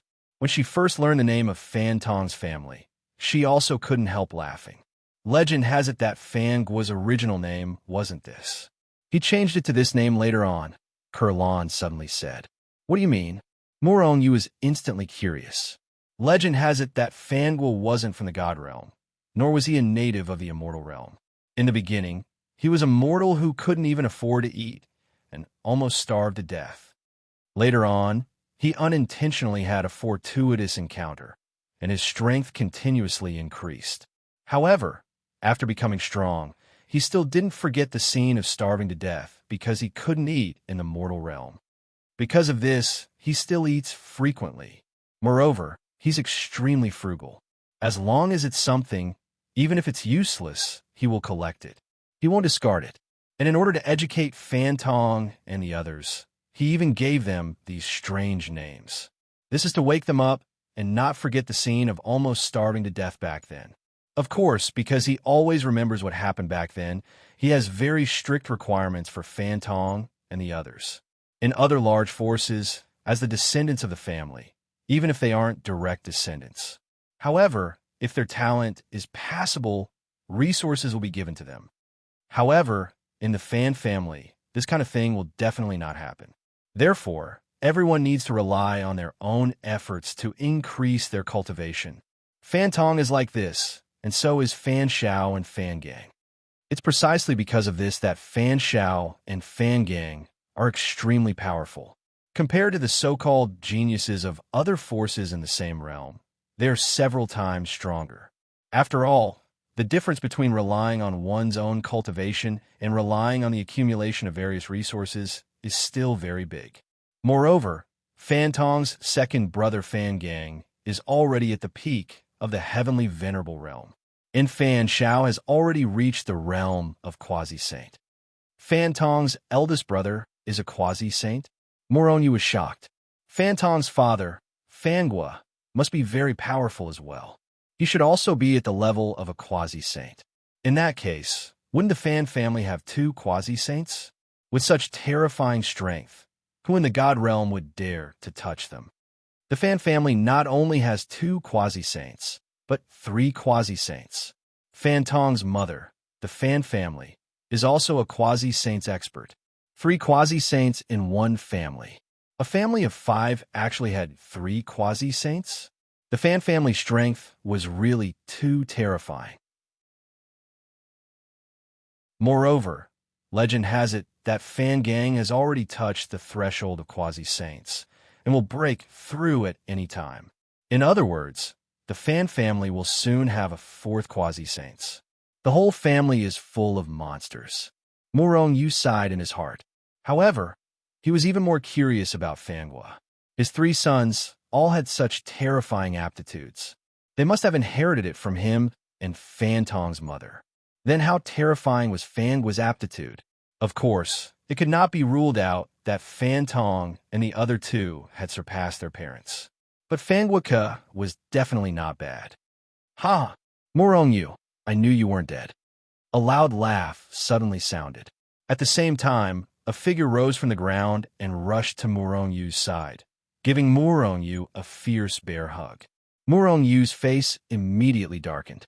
He looked at Fan Tong and said speechlessly, "Is that how you talk?" After discovering that Morong was not dead, it seemed like everyone was saying, "You're not dead, shouldn't they be saying, 'I knew you were fine'? Or that it's great that you're fine?" Fan Tong rolled his eyes. "What else should I say? Your soul jade slip is about to shatter. Hurry up and tell me what's going on. Is it Abyssal College's doing? Damn it, let's just go and destroy them." "Yeah, let's go and destroy Abyssal College. I've been annoyed with them for a long time. Damn it, I wanted to kill one of their students for a long time. It's just that I never had the chance." Fan Tong's second brother, Fan Gang, said with a murderous look. Morong held his forehead with both hands. He was defeated by these 2 guys who liked to fight. Was Abyssal College that easy to destroy? If it was that easy, Primeval College would have done it long ago. Why wait for them?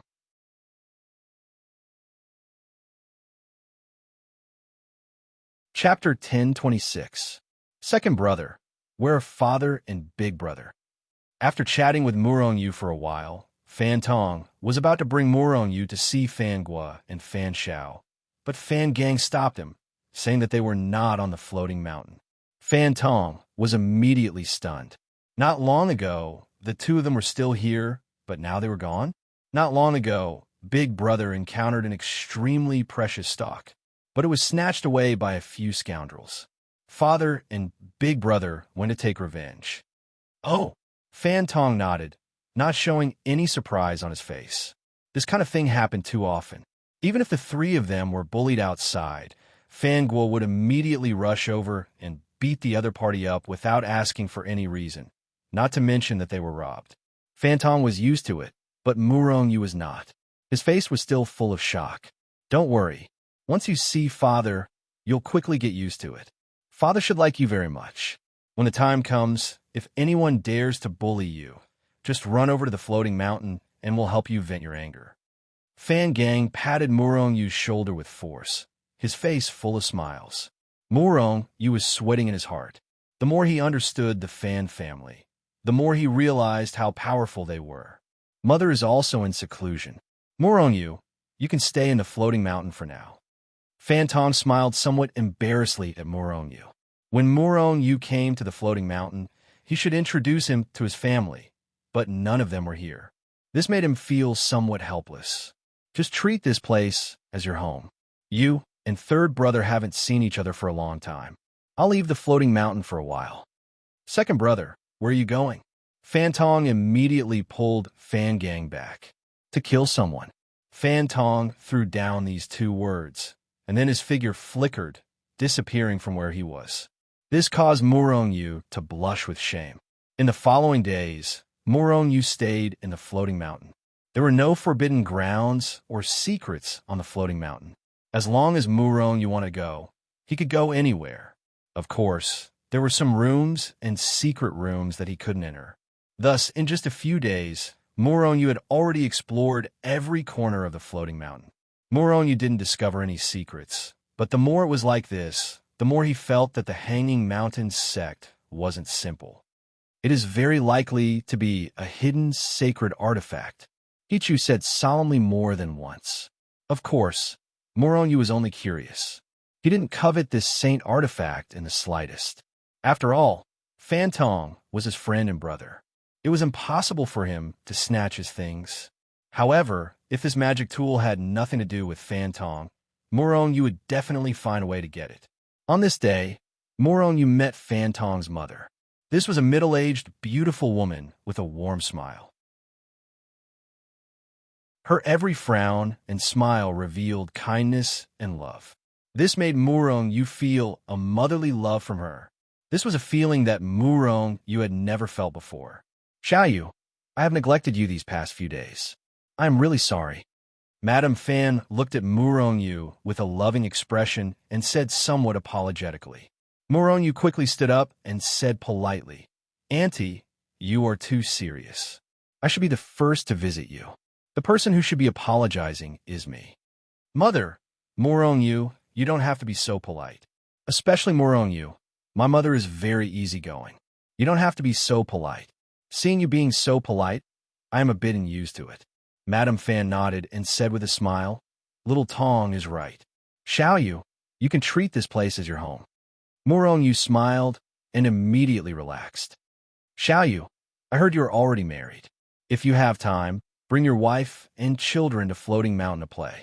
The energy of the world here is good, and it is suitable for cultivation, Madame Fan said with a faint smile. Thank you for your kindness, Auntie. If I have time, I will definitely bring them over. However, Annie, I have something I want to ask of you. Madame Fan nodded. If you have any difficulties, just tell me. With our Fan family here, even Abyssal College won't dare to do anything to you. Madame Fan wanted to help because of Murongyu, but Murongyu shook his head and said, In this regard, I want to rely on my own ability. Abyssal College wants to kill me, and sooner or later, I will make them pay back 1,000 times. But right now, I want to talk about Fantong's marriage. Fantong was originally looking at Murongyu, but when he heard Murongyu talk about his marriage, his old face couldn't help but turn red. Many people would feel embarrassed when talking about marriage in front of their parents. Fantong was the same. After I left the turbulent space and returned to the God Realm, I found out that Brother Fantong had indefinitely postponed his wedding because of me. How could that be? So, I want to ask Annie to quickly arrange for Fantong to get married. That way, Annie can have a grandson sooner. This idea existed in Murongyu's mind when he found out that Fantong had indefinitely postponed his wedding. The reason why he dared to rush to Floating Mountain was because of this. He couldn't delay Fantong's lifelong happiness. Okay, I will arrange for them to get married as soon as possible. Madame Fan smiled, and in her heart, she liked Murong Yu even more. She felt that Fan Tong wasn't a bad friend. If it wasn't for Murong Yu, Fan Tong wouldn't be willing to go home at this time, let alone get married. The reason why Fan Tong wanted to get married was because of Murong Yu. Fan Tong wanted to say something, but after Madame Fan glanced at him, he shut up. In fact, he also wanted to get married. After all, he had always loved Ouyang Fei deeply. The first time, because the difference in strength between the two was too big, he couldn't cross the hurdle in his heart, so he ran away from the marriage. But after that hurdle was solved by Murong Yu, Fan Tong smiled and said that he wanted to get married to Ouyang Fei. Only, the timing wasn't right all this time. It wasn't easy for them to find a suitable opportunity, but something had happened to Murong Yu. So, how could Fan Tong still be in a mood to get married? I will arrange it immediately and inform the in-laws. You two brothers can talk slowly. Madame Fan hurriedly left. Murong Yu looked at Fan Tong and criticized. Fan Tong, look, Annie is so nervous about this. You should postpone the wedding. You're already in trouble. How could I have the mood? If it were you, would you get married? Will you get married? Fan Tong asked. Murong Yu was silent. If it were him, he would be the same as Fan Tong. Madame Fan didn't know if she really wanted to have a grandson soon. Within a few days, Murong Yu received accurate news. 10 years later, Fan Tong and Ouyang Fei would get married. Why 10 years later and not immediately? This was because both the Fan family and the Ouyang family were superpowers. The bigger the power, the more extravagant the occasion. Of course, the Fan family didn't need such extravagance. However, the bigger the power, the more complicated the forces involved with them. Fan Tong and Ouyang Fei were the core figures of the two big forces. When they got married, they would naturally announce it to the world.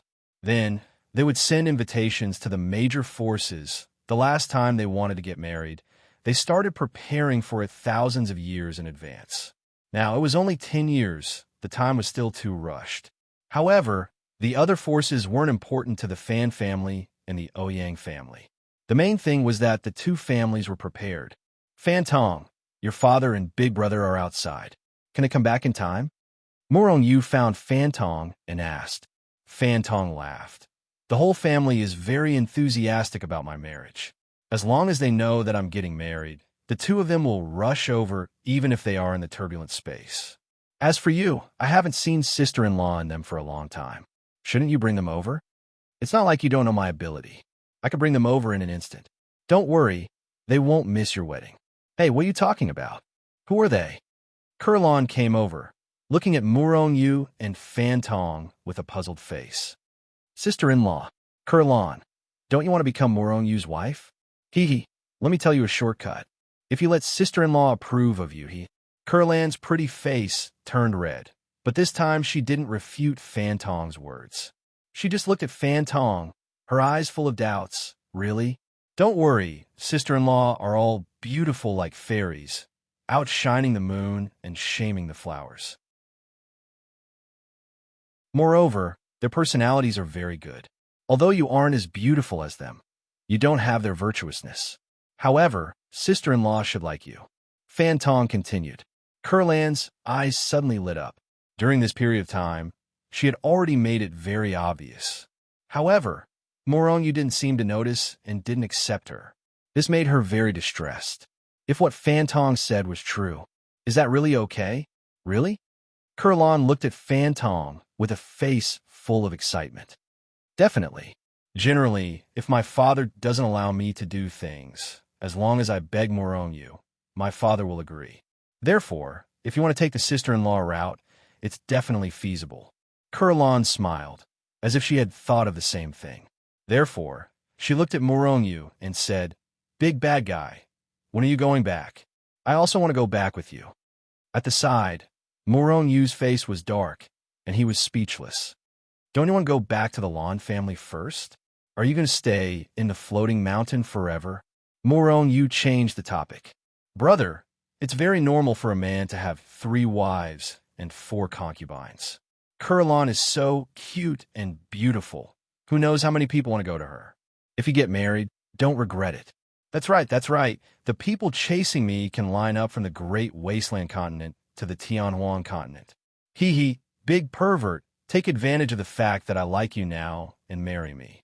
Otherwise, you will regret it. Moronyu instantly retreated and fled. Kurlan was too enthusiastic, and he couldn't handle it.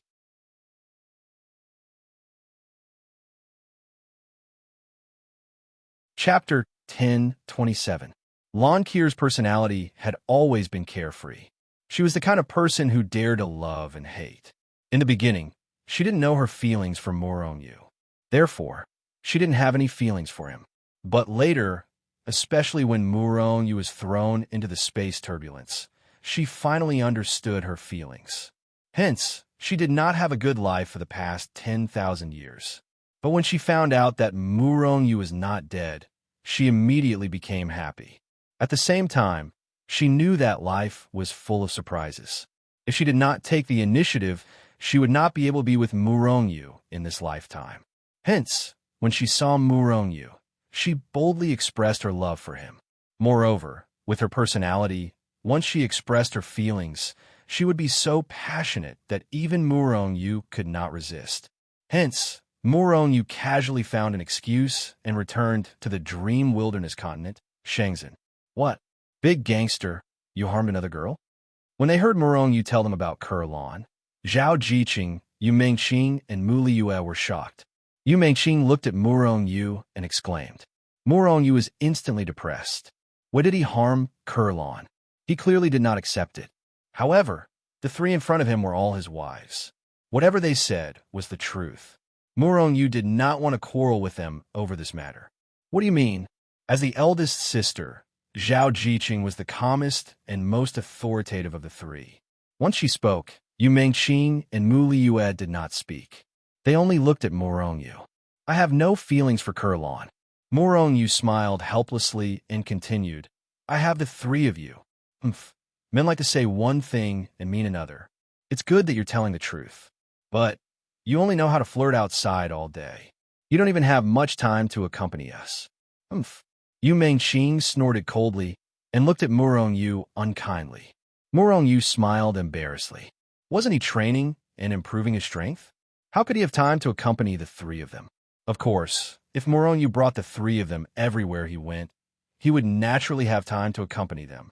However, Moronyu often went on adventures and was unwilling to be with the three of them, because it would put the three of them in danger. Such a cute and beautiful girl, little man. Are you not interested? Mu Liyue looked at Moronyu with a smile. Seeing Mu Liyue's smile, Moronyu began to sweat inwardly. I really don't have any feelings for Lankir. Since you don't have any feelings for her, don't waste her youth. Zhao Jiqing glared at him. She was a little angry at him for flirting outside. Moronyu smiled as his eyes continuously swept over the three women, whose figures were getting better and more beautiful by the day. Big hooligan, what are you doing? Yu Mengqing glared at him. Let's do it. Moronyu chuckled as he replied. Hearing this, the three women were stunned for a moment before they reacted. Their faces immediately turned red. Even Zhao Jiqing couldn't help but spit at Moronyu. Vulgar. Vulgar. Hooligan. The three women spoke in unison to denounce Moronyu. Moronyu laughed. The three of you are my wives. It seems like we haven't had sex in a long time. Let's sleep together tonight. Before he finished speaking, he rushed in front of Yu Mengqing. Then, he grabbed Yu Mengqing, who was about to retreat, and held her in his arms. Big hooligan, let go of me. Yu Mengqing struggled, trying to resist, but also trying to resist. Moronyu laughed. One of his hands had already climbed up Yu Mengqing's perky chest. Then, Yu Mengqing's perky breast began to change under his large hands, transforming into various shapes.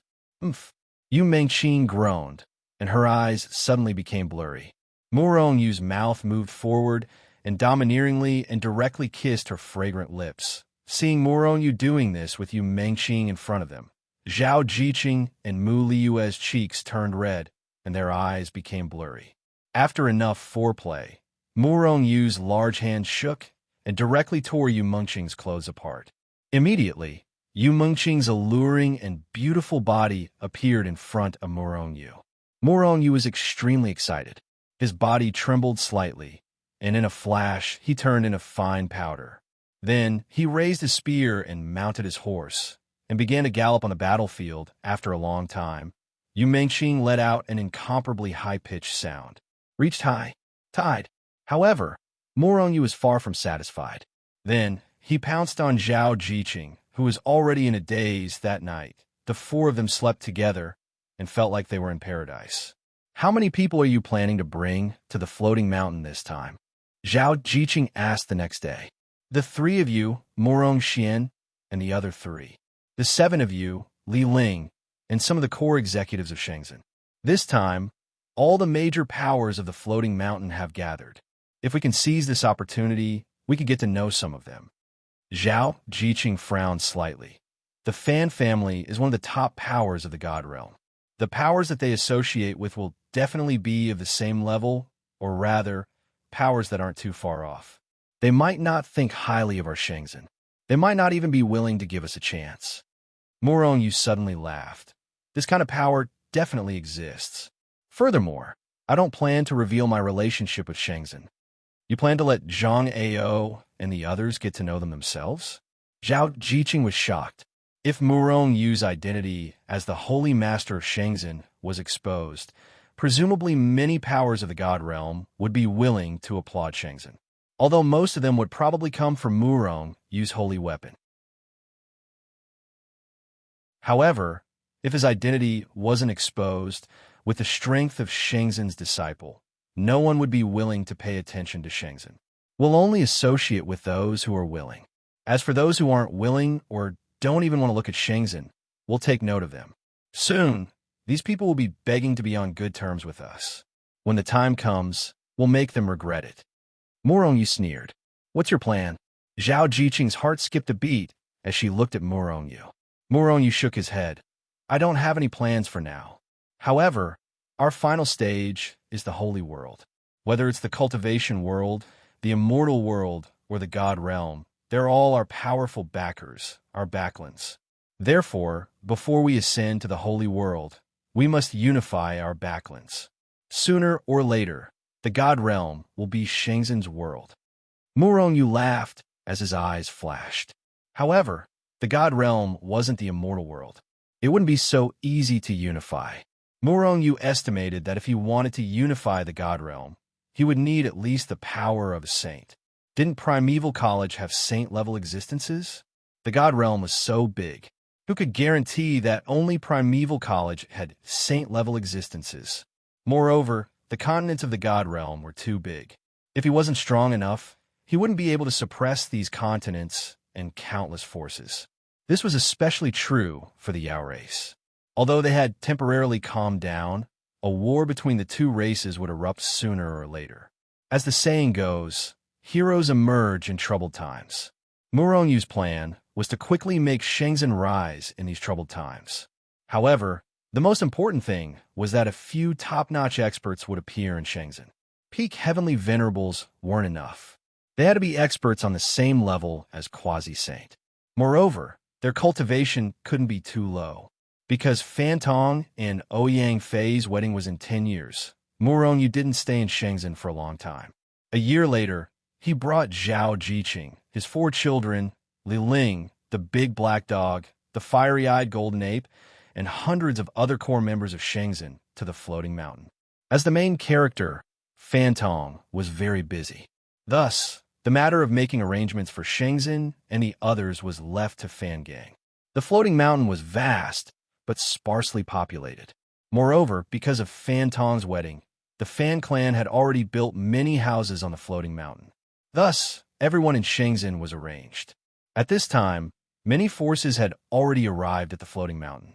Ordinary forces, even super forces, weren't received by Fan Gang. They were all received by the ordinary disciples of the Fan clan. The difference between these powers and the treatment Murong Yu received was like heaven and earth. At this time, in Murong Yu's courtyard. In the main hall, Zhao Jiqing and the other two sat on one side, smiling as they looked at Kurlan, who was alone. After knowing that Mu Rongyu had returned, Kurlan immediately ran over.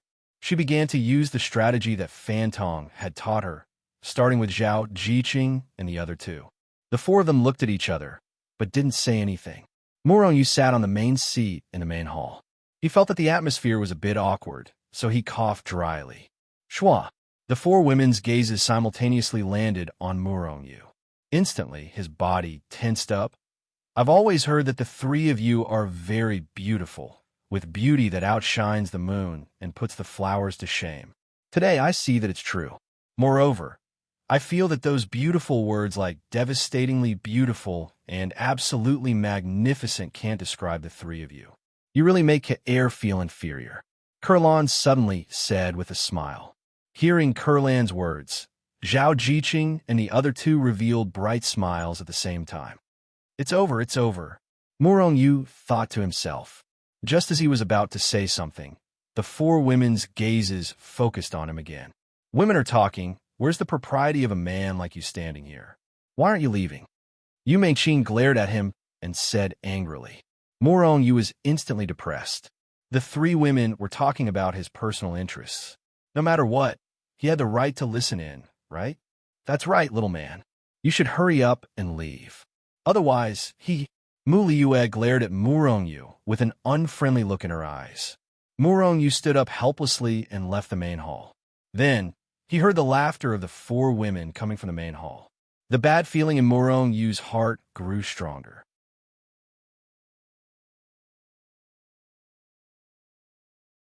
Chapter 10:28. He didn't know what the four girls said, but ever since that day, the relationship between the four girls became extremely good. In fact, Kurlan was now even together with Zhao Jiqing and the other two girls, calling each other elder sister and younger sister. This made Mu Rongyu very depressed. The speed at which this woman became good friends was really too fast, right? Moreover, what made Mu Rongyu the most depressed was that after a night in the boudoir, Zhao Jiqing and the other two girls asked him again if he had any feelings for Kurlan, and they kept talking about how good Kurlan was beside Mu Rongyu. This made the bad feeling in Mu Rongyu's heart become reality. Zhao Jiqing and the other two girls seemed to have really accepted Kurlan, and even let Mu Rongyu marry Kurlan. This made Mu Rongyu feel very hurt. How could a wife constantly boast about the good of other women, and even encourage her husband to marry another one? It was hard to understand. Thinking that this was all because of Fan Tong's rotten idea, Mu Rongyu went to find Fan Tong with a murderous look on his face. Even if he was going to get married, Mu Rongyu would still beat him up. As the wedding date approached, more and more people came to Floating Sky Mountain.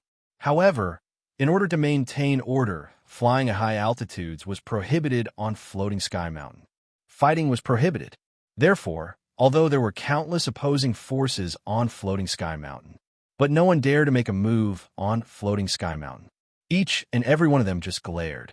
Mu Rongyu encountered such a person when he was flying at a low altitude. He was blocked by a group of people. Looking at the other party, Mu Rongyu discovered that he had no impression of them at all, let alone know who they were. Mu Rongyu, a young man in the Heavenly Emperor realm, looked at Mu Rongyu with a venomous expression and said through gritted teeth.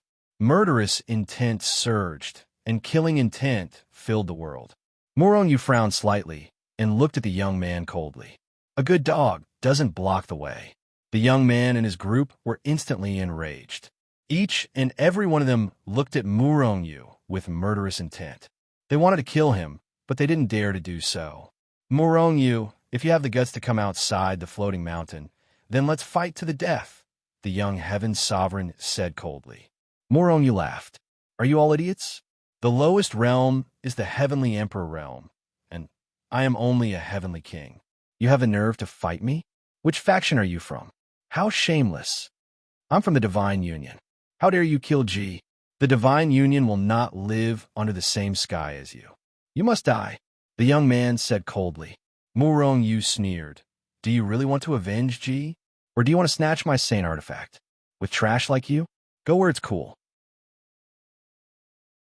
At the same time, Murong-Yu's figure flashed and was about to go around these people. He really didn't want to get entangled with these people too much. He wasn't in the mood, nor did he have the time or interest. Heh, Murong-Yu, I thought you were the only one here. 3 women, 4 children, TSK, TSK. The people of the Divine Union didn't stop Murong-Yu when they saw that he was about to leave. The young man only sneered as he watched Murong-Yu's back.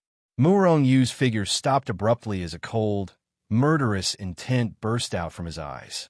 A terrifying, murderous intent burst out from his body. He turned around abruptly and traversed through space and time with a single step. He arrived in front of the young Heaven Sovereign and said with murderous intent, "Are you threatening me?" The Heaven Sovereign sneered. "I'll give you 2 choices. Leave the floating mountain immediately and fight to the death outside. Or your women and children will be killed. Choose one." Murong-Yu's eyes narrowed slightly as murderous intent burst out from his body like a torrent. At that moment, the power of the 3 divine mandates in Murong-Yu's body erupted at the same time. His cultivation base was instantly raised to the peak of the Heavenly Emperor's stage. He had even surpassed the young Heaven Sovereign of the Divine Union. Boom! His cultivation base was raised instantly. The moment his cultivation base was raised, Murong-Yu's unparalleled divine fist blasted out fiercely. The young Heaven Sovereign of the Divine Union was shocked as he looked at Murong-Yu in horror. He had never thought that Murong-Yu would actually dare to make a move on the floating mountain. Therefore, he only saw Murong-Yu's divine fist, which contained a terrifying power that could destroy the heavens and earth, shattering the void and bombarding him fiercely. After an earth-shattering explosion, the young Heaven Sovereign of the Divine Union didn't even have time to scream before he was blasted apart by Murong-Yu's punch. He turned into a rain of blood that floated in the void. A divine mandate floated in the void before finally falling to the ground. Shock. Everyone who saw this scene was shocked. Not only did Murong-Yu dare to make a move on the floating mountain, he even killed a young Heaven Sovereign of the Divine Union in one strike. Furthermore, judging from the young man's ostentation, his status in the Divine Union seemed to be quite high. "You dare to kill the young master?" Seeing this scene, the people from the Divine Union all approached with murderous intent. All of them had ferocious expressions, wanting to kill Su Hao. "Young master?" Seeing that they had surrounded him, Murong-Yu didn't panic. Instead, he smiled. "Isn't your young master G? Why did it become this person? I'm sorry, but I killed both of your Divine Union's young masters. How dare you? Kill him." These people roared angrily and erupted with powerful auras as they pounced straight at Murong-Yu. When everyone erupted with powerful auras, everyone in the floating mountain noticed, although the floating mountain stretched for millions of miles. However, the aura of a Heavenly Emperor realm powerhouse could be felt from even further away. Therefore, countless people immediately flew over, wanting to see who was so daring to make a move on the floating mountain. They were all at the Heavenly Emperor realm. Seeing these people from the Divine Union, Murong-Yu sneered in his heart. "How dare you attack on the floating mountain? Today, I'll teach you guys a lesson on behalf of the floating mountain." Murong-Yu shouted and grabbed at the air, pulling soul chasing out of his dantian. Then he swept out with his spear, bang. A Heavenly Emperor of the Divine Union was directly blown up by him. He couldn't be more dead. Murong-Yu had already reached the peak of the Heavenly Emperor realm. He could kill them with his bare fists, let alone with the saint-grade divine artifact soul chasing. Therefore, he directly killed a qualified Heavenly Emperor with an ordinary spear strike. Hearing Murong-Yu's words, the people of the Divine Union almost fainted from anger. Who was the first to fight in the floating mountain? And who killed the young master of the Divine Union? Murong-Yu must die. The people of the Divine Union were going crazy as they lunged at Murong-Yu. However, Murong-Yu's speed was so fast that they couldn't even touch the corner of his clothes. Every time Murong-Yu attacked, a powerhouse of the Divine Union would be killed. After a round of attacks, only 2 people from the Divine Union were left. "How dare you kill people on the floating mountain? You must have a death wish." At that moment, an angry roar was heard. Then a huge hand tore through the void and appeared in the sky. Then, a terrifying aura that could destroy heaven and earth erupted. It swept across billions of space and time and grabbed at Muronyu. A heavenly venerate powerhouse had made a move. The speed of the other party's attack was so fast that the huge hand reached above Murongyu's head in an instant. Then, it grabbed at Murongyu's head. Murongyu's eyes flickered coldly as he shouted and poured all his power into the soul-chasing technique. Suddenly, the soul-chasing technique erupted with a terrifying aura that shook the surrounding void and caused it to collapse. He thrust his spear at the huge hand that was grabbing at him quickly. Boom! After an earth-shattering explosion, a terrifying shockwave swept out in all directions from the point of impact, causing the surrounding void to collapse and shatter. Muronyu couldn't help but be sent flying by the huge force. However, the giant hand in the sky only paused for a brief moment before it shattered the void once again and charged toward Muronyu. Boom! Muronyu thrust his spear again. However, he still couldn't stop the other party's attack and was sent flying again. At the same time, he spat out a mouthful of blood. Even though his physical body had reached the level of a supreme-grade divine artifact, he was still no match for a peak heavenly venerate powerhouse. A middle-aged man suddenly stepped out of the void. His body was brimming with killing intent as he stared at Muronyu. The huge hand shattered the void again and continued to attack Muronyu, trying to kill him. He was the Divine Union leader. Impudent. Seeing that the Divine Union leader's attack was about to land on Muronyu, a furious roar was heard and a figure appeared in front of Muronyu. At the same time, he threw a punch at the Divine Union leader. Both of them were peak heavenly venerate powerhouses. After the power of both parties collided in the void, both of them disappeared. However, the terrifying shockwave was several times more terrifying than the one that had attacked Muronyu previously. However, there seemed to be some special array formations on the floating sky mountain. These shockwaves couldn't reach any further and were quickly dissipated by the array formations. Divine Union Leader, why are you doing this? How dare you attack a guest of the Fan family on the floating sky mountain? Are you looking down on the Fan family? Fan Gang stood in front of Muronyu and stared coldly at the Divine Union Leader. The Divine Union Leader's face was gloomy and murderous.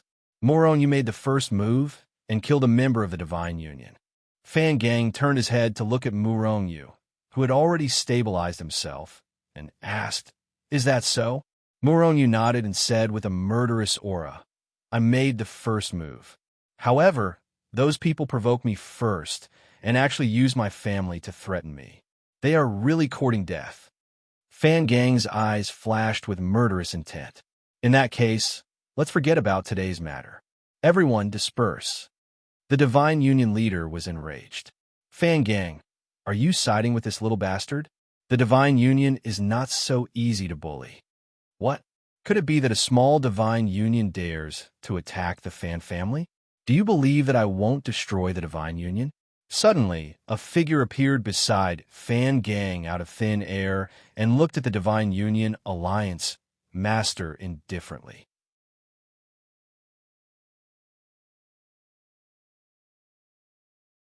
Chapter 1029. Domineering. Powerful. In an instant, everyone's eyes were focused on the young man who had spoken. The young man's face was similar to Fan Gang's. However, his aura was stronger and more masculine than Fan Gang's. Furthermore, he had a tall stature. He stood on the spot like a towering mountain, emitting a powerful aura. Muronyu did not recognize this person, but many people present were familiar with him.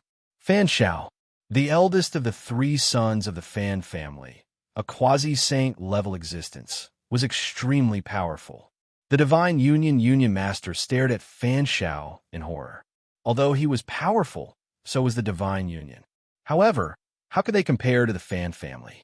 Although the Fan family did not have many people, they had three quasi-saint level existences. Any one of the quasi-saint could easily annihilate the Divine Union. The Divine Union, which was considered passable by other people, was not even considered a threat by the Fan family. The reason the Divine Union was qualified to appear in the Floating Mountain Range this time was because of a certain big power. Otherwise, they would not have been qualified to enter the Floating Mountain Range by relying on the Divine Union alone. Divine Union Alliance Master, are you doubting my words? Fan Shao stood on the spot and restrained his aura. However, the people around him did not return to normal because of this. On the contrary, the pressure they felt was even stronger. A quasi-saint was not something an ordinary person could withstand, even if he restrained his aura and stood on the spot.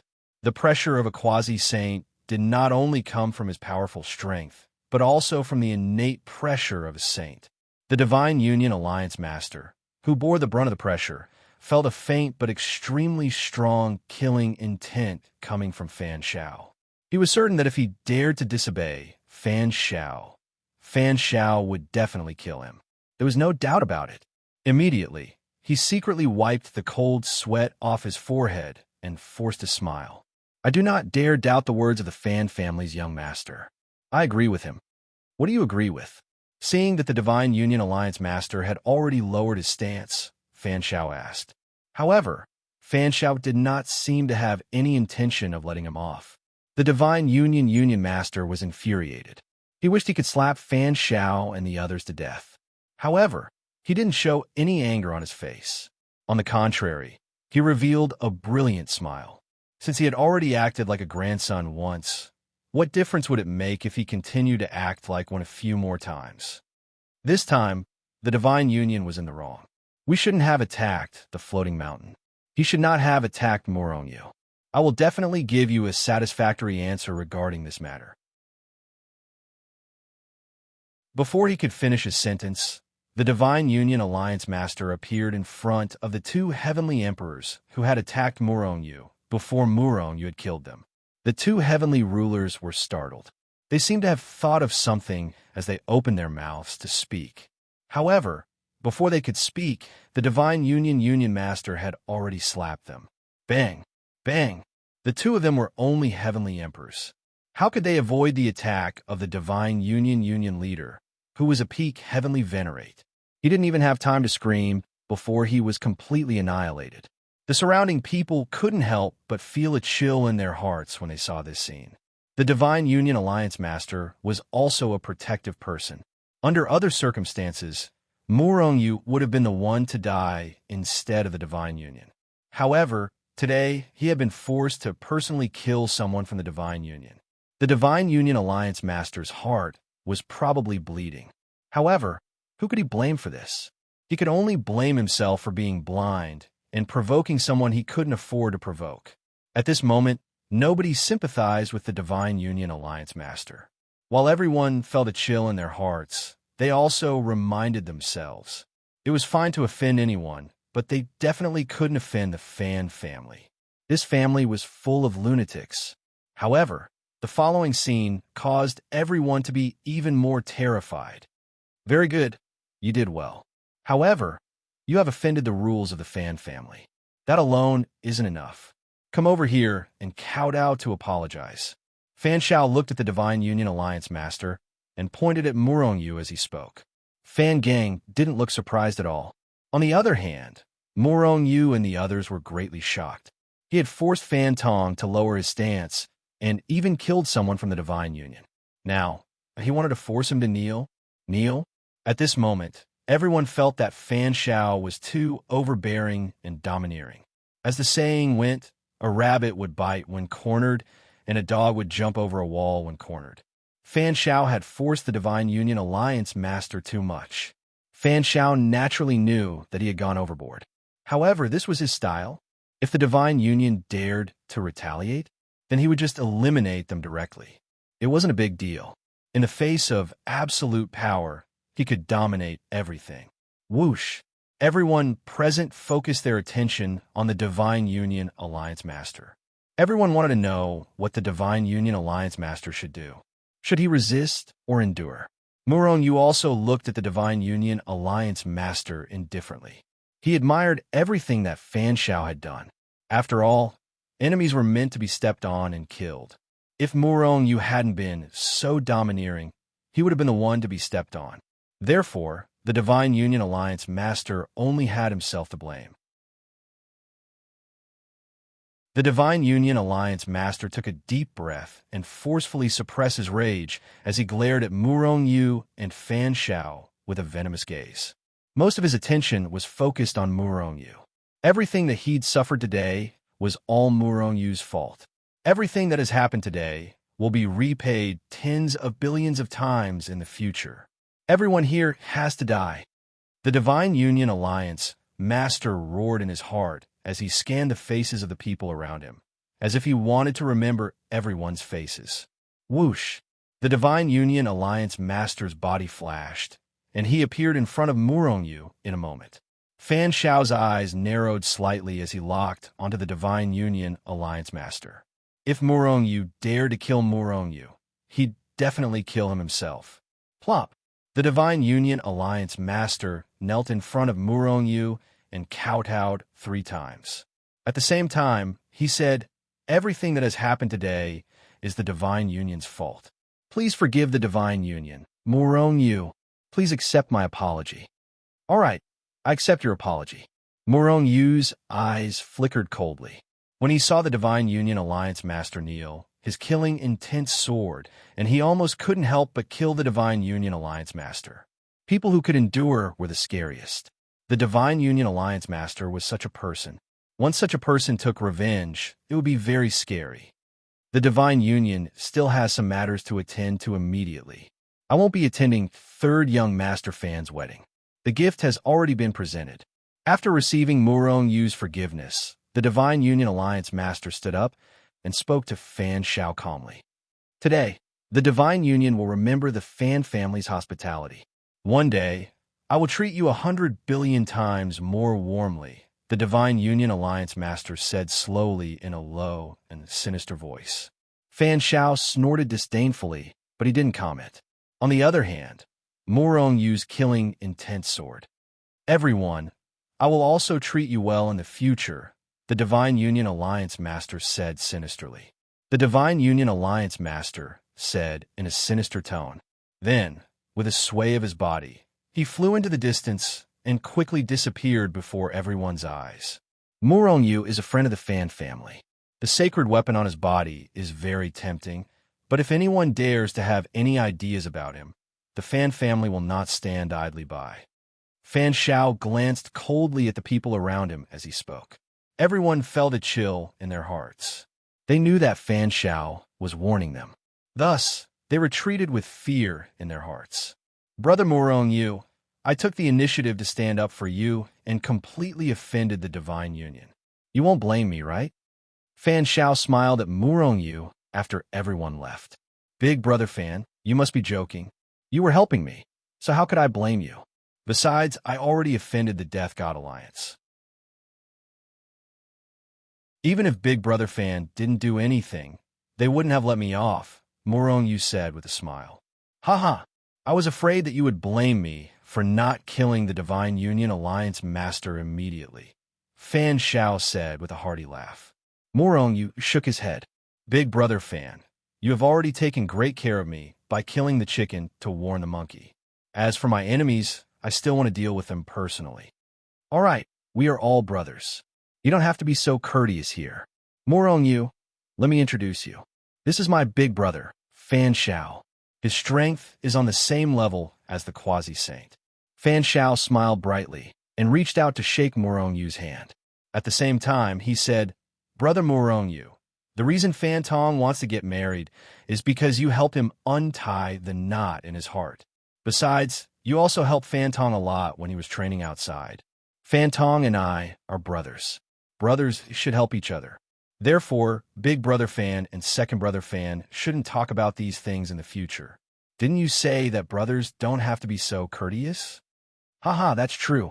Come, let's have a few drinks at my house." Fan Shao laughed heartily and immediately soared into the sky and flew towards the Fan family. The Fan family he was talking about was not the Fan family in a broad sense, but the place where Fan Tong and his family lived. It was a place where very few people could set foot in. "Big Brother, Why hasn't father returned yet? Fan Gang walked up and asked softly. He went to hunt down a quasi-saint from the devil race. That scoundrel isn't very strong, but his ability to escape is not bad. He managed to escape father's and my pursuit several times. You also know father's personality. When his temper flares, he will kill the other party, even if he has to go to heaven or hell. Therefore, I can only come back first. Fan Gang suddenly became worried. What if father doesn't come back in time? Father said that he will definitely come back in time. After all, third brother is getting married. No matter what, he can't be absent. Otherwise, it would be too outrageous. Will Uncle be in any danger? After all, he's in the devil race's territory. Moronu said worriedly. Haha, don't worry. In the realm of the gods, there aren't many people who can kill him nearby. With father's skills, unless a saint makes a move, it's impossible to kill him. However, before he could finish his sentence, his and Fan Gang's expressions changed drastically. Apart from him, Fan Tong and the Fan Clan's expressions changed at the same time. Because at the same time, Fan Guo's soul jade slip, which was placed in their storage space, shattered. When a soul jade slip shattered, it meant that a person was completely dead. Fan Guo's soul jade slip shattered, which meant that Fan Guo was dead. Fan Guo was dead.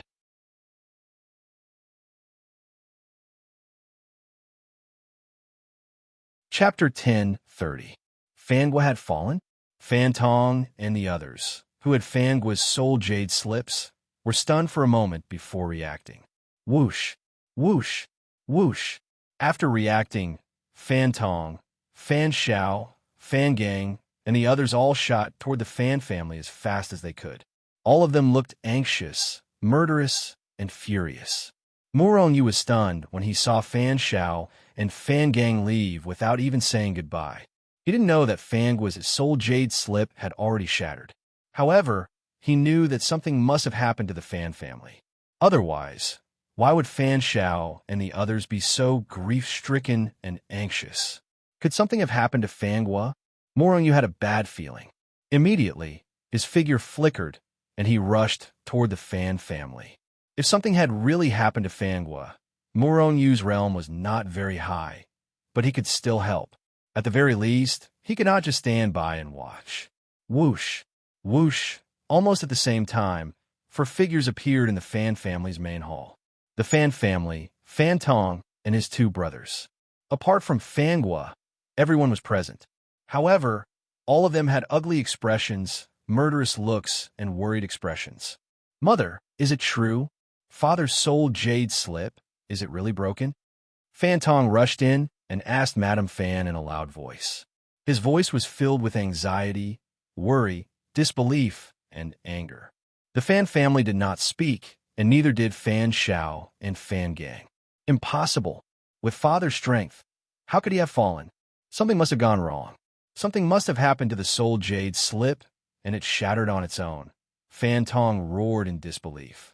Fan Xiao's face was gloomy, and an extremely violent aura exploded from his body. Soul jade slips could indeed shatter by accident. However, if it happened to 1 or 2 people, it would still be an accident. Now that the soul jade slips of all 4 people had shattered, was this an accident? Fan Xiao was unwilling to accept this fact. However, since it had already happened, even if they did not want to admit it, they were just deceiving themselves. Father has fallen. However, we must do something. At the very least, we must find father's body. As for the murderer who killed my father, I will never let him go. I want them all dead. Fan Xiao's murderous aura soared. His voice was ice cold, and his killing intent soared to the sky. At the Fan Corporation, Fan Gang was furious, but he was very calm. This was inseparable from their strong mental state. Otherwise, if they cried and wept after knowing that Fan Guo had fallen, would crying and weeping be of any use? Big brother, before you separated from father, you were in the territory of the demon race. The experts of the demon clan must have joined forces to kill his father. We can't let these people go. We must find father's body and kill all those murderers. Fan Gang looked at Fan Xiao and said calmly. His calm voice was filled with killing intent. Don't be impulsive. Your father might not have died. At this moment, Madame Fan, who had been silent all this time, suddenly spoke. Fan Tong and the other two immediately looked at the Fan group in surprise. Before the soul jade slip shattered, I received an intermittent message from your father. He seemed to have been lured into a desperate situation by the demon race experts and had yet to perish. However, that desperate situation could even trap your father.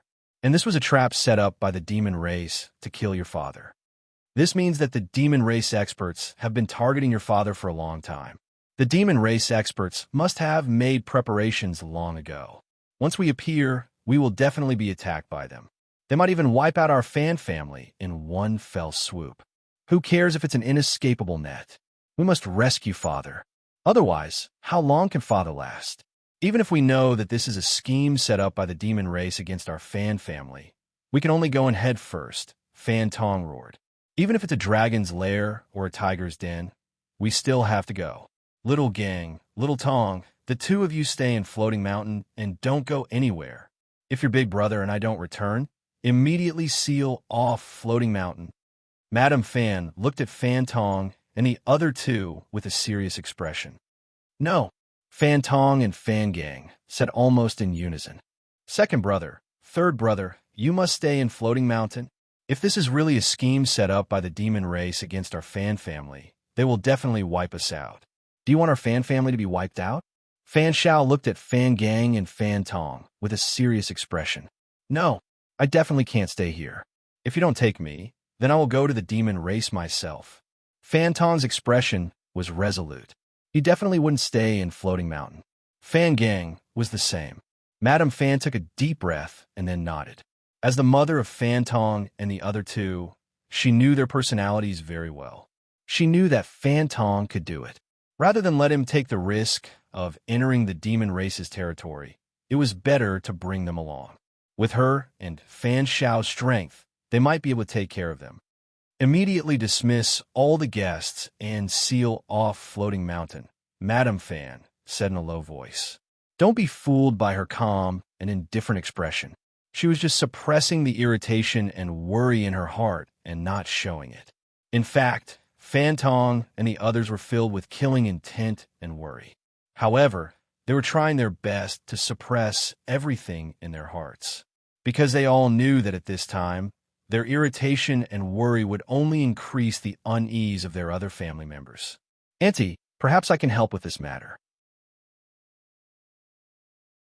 Just as Madame Fan finished speaking and Fan Tong and the others were preparing to dismiss the guests, a low voice came from outside the Great Hall. At the same time, Murong Yu's figure appeared in the line of sight of Murong Yu and Fan Tong. Seeing that it was Murong Yu, Fan Tong and the others were slightly surprised. They weren't surprised that Murong Yu knew about this matter.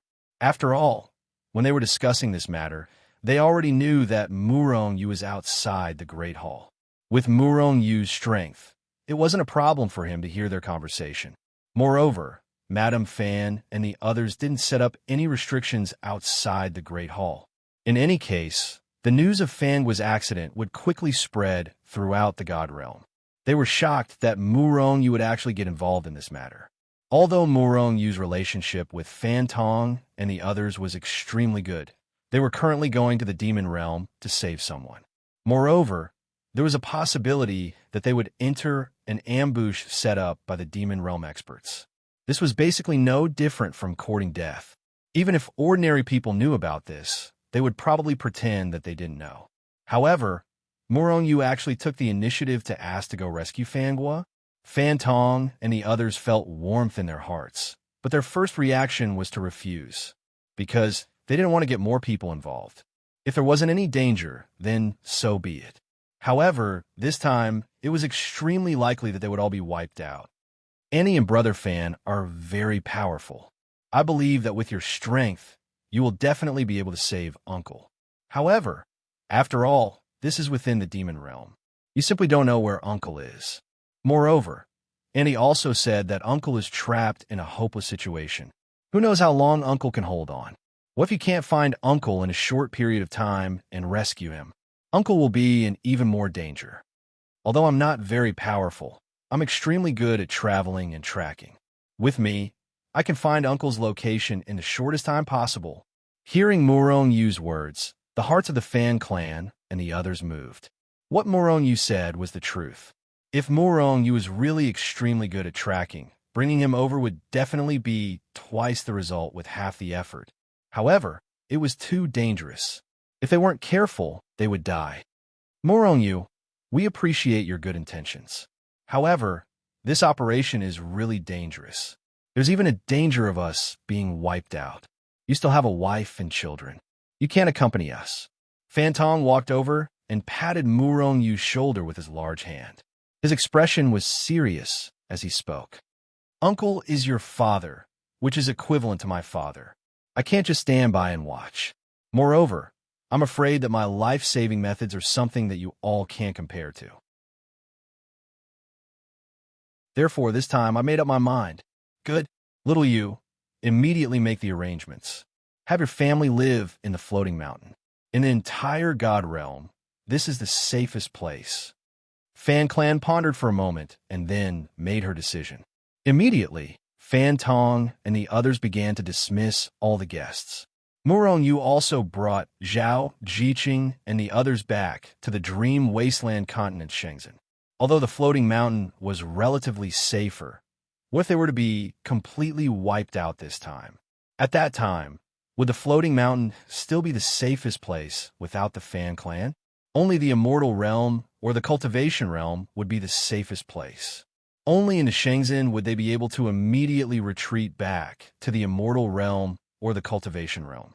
Kurlan also followed Zhao, Jiqing, and the others back to the Shenzhen. Currently, Zhao, Jiqing, and the other two were extremely fond of Kurlan. This gave Murong Yu a headache. You all can be at ease. How could something happen to me so easily? Even the spatial turbulence is unable to do anything to me. Seeing everyone's worried expression, Murong Yu smiled and comforted them. In reality, Murong Yu is truly not that worried. Some danger zones might be able to trap a peak quasi-saint expert like Fangua. However, they might not be able to trap Murong Yu. Murong Yu is able to ignore any restrictions or formations. Furthermore, he could teleport through the Hichu Luo Shu at any time.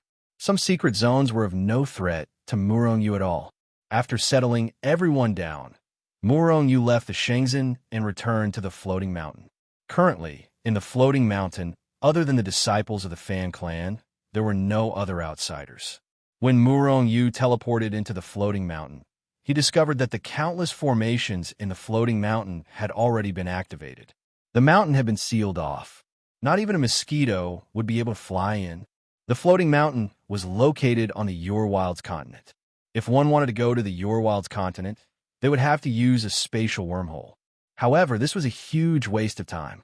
Therefore, Murong Yu didn't hesitate to send the Fan Clan and the others into the Hichu Luoshu world. In the blink of an eye, they were transported to one of the 10 largest cities in the Yao realm, Qingcheng.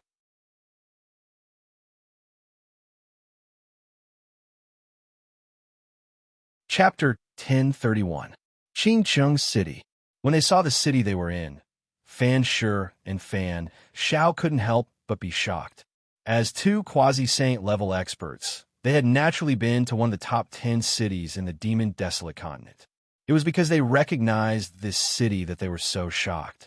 Appearing here from the floating mountain in an instant, how much time had passed? If it were them, they would need to use a wormhole to teleport to the Demon Desolate continent. Who knew how long it would take for them to reach Qingcheng City? Fan Shi and Fan Xiao both looked at Murong Yu in shock.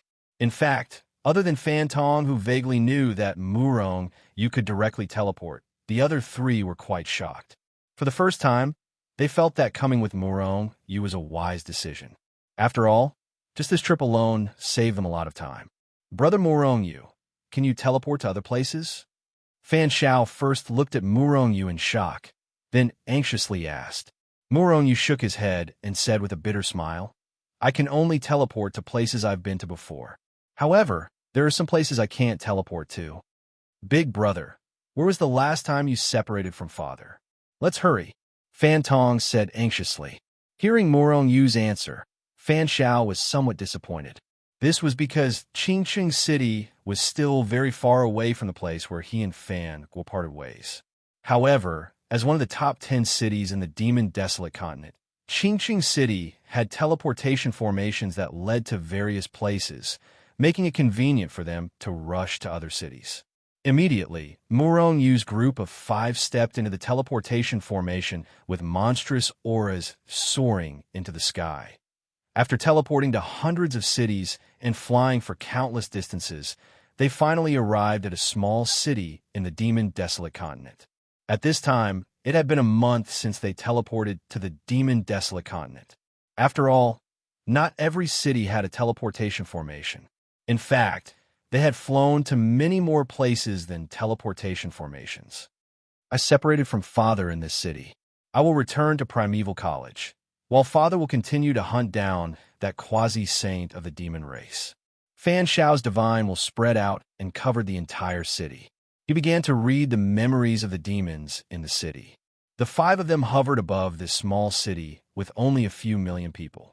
Looking at the city below, Fan Tong and the others were at their wits' end. Even so, they didn't know what to do. Even though they knew which direction Fan Guo had left in, where did he go after he left? They had no idea at all. After all, once they were in the wilderness, no one would have memories for Fan Shao to read. Don't be hasty. Let me take a look first.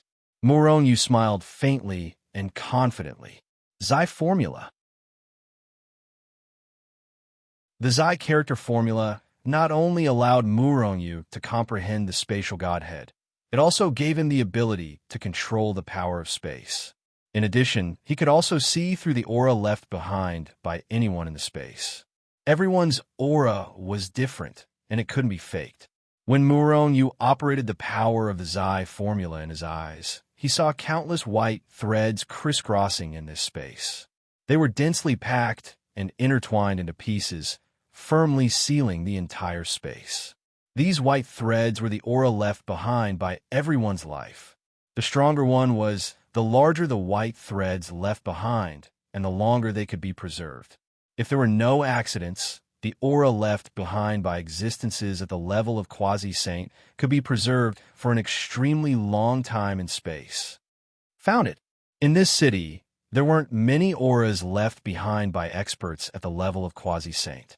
There were only a dozen or so of them. Moreover, they didn't know when these people had passed by here. Among the dozen or so white auras, Morong Yu saw 2 familiar white threads. One was Fan Shao's, which he had left behind when he had been here before. The other thread was Fan Guo's. Morong Yu had confirmed Fan Guo's aura on the floating mountain. Therefore, he was very sure that it wasn't a mistake. Fan Guo's aura wasn't much in this city, and then it extended forward. There was another huge white thread with him. It was the aura left behind by an expert at the level of quasi-saint from the demon clan who had been chased by Fan Guo. I know that Uncle left chasing after an expert at the level of quasi-saint. I can follow him, but I don't know what you think. Morong Yu didn't immediately follow. Instead, he turned to look at the Fan clan and the others. After all, he could see it, but would the Fan clan and the others believe him? After all, this concerned Fan Guo's life. Morong Yu, can you really track Father's aura? Everyone pondered for a moment, and in the end, Fan Shao asked with a serious expression. Morong Yu nodded. I can track anyone's aura. However, I can't guarantee that I won't lose him halfway. Therefore, I still need you to decide.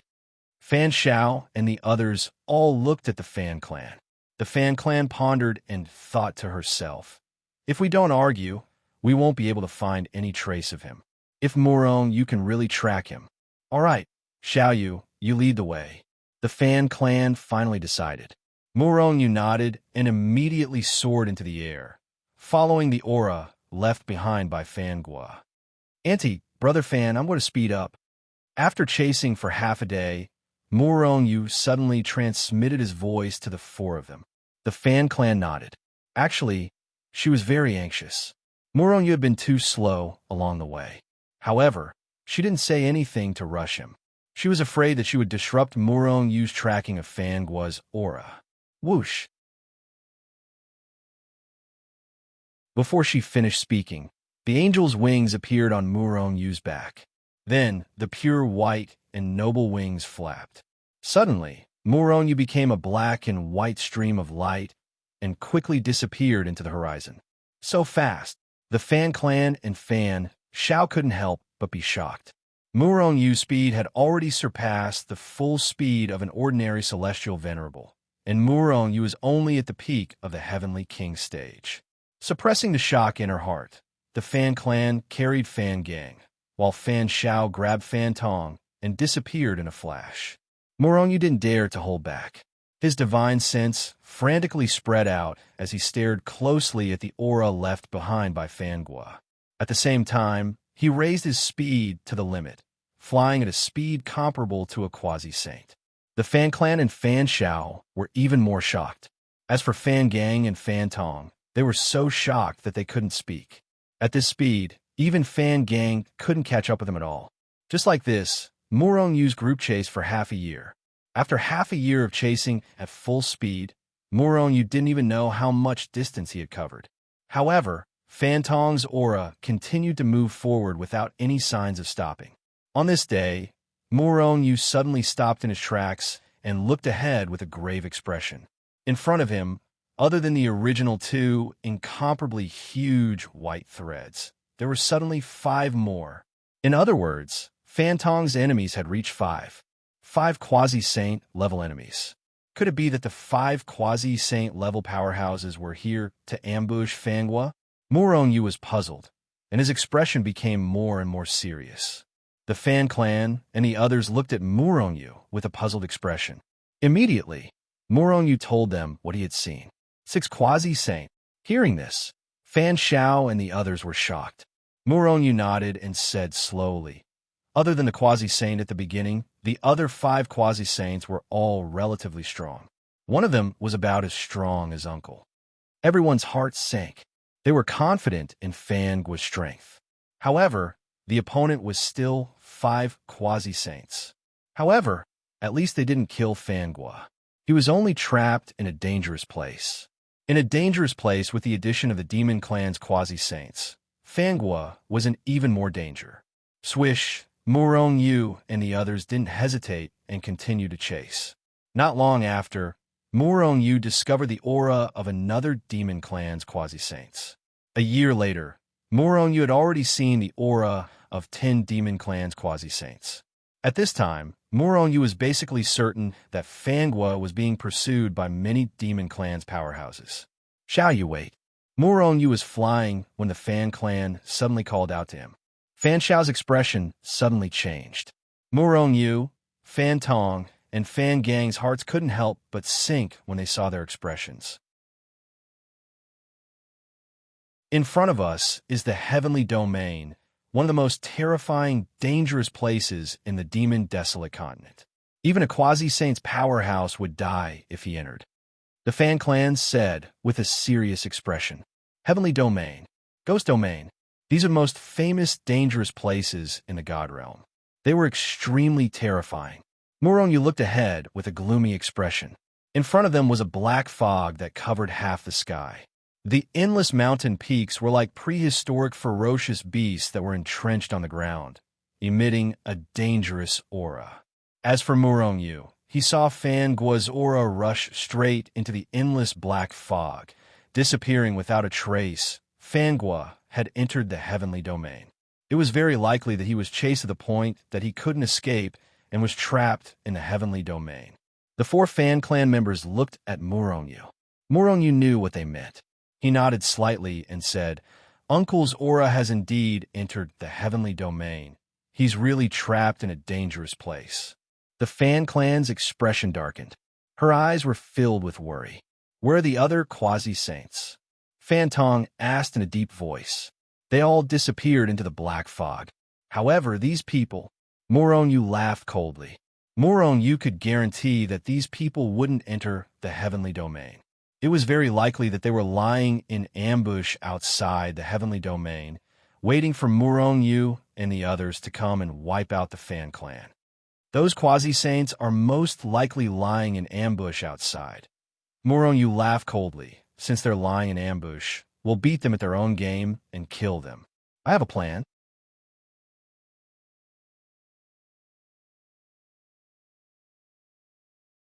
Chapter 1032. For Murongyu, no matter how well hidden the other party was, he could see through them with one glance, because the aura they emitted would not move.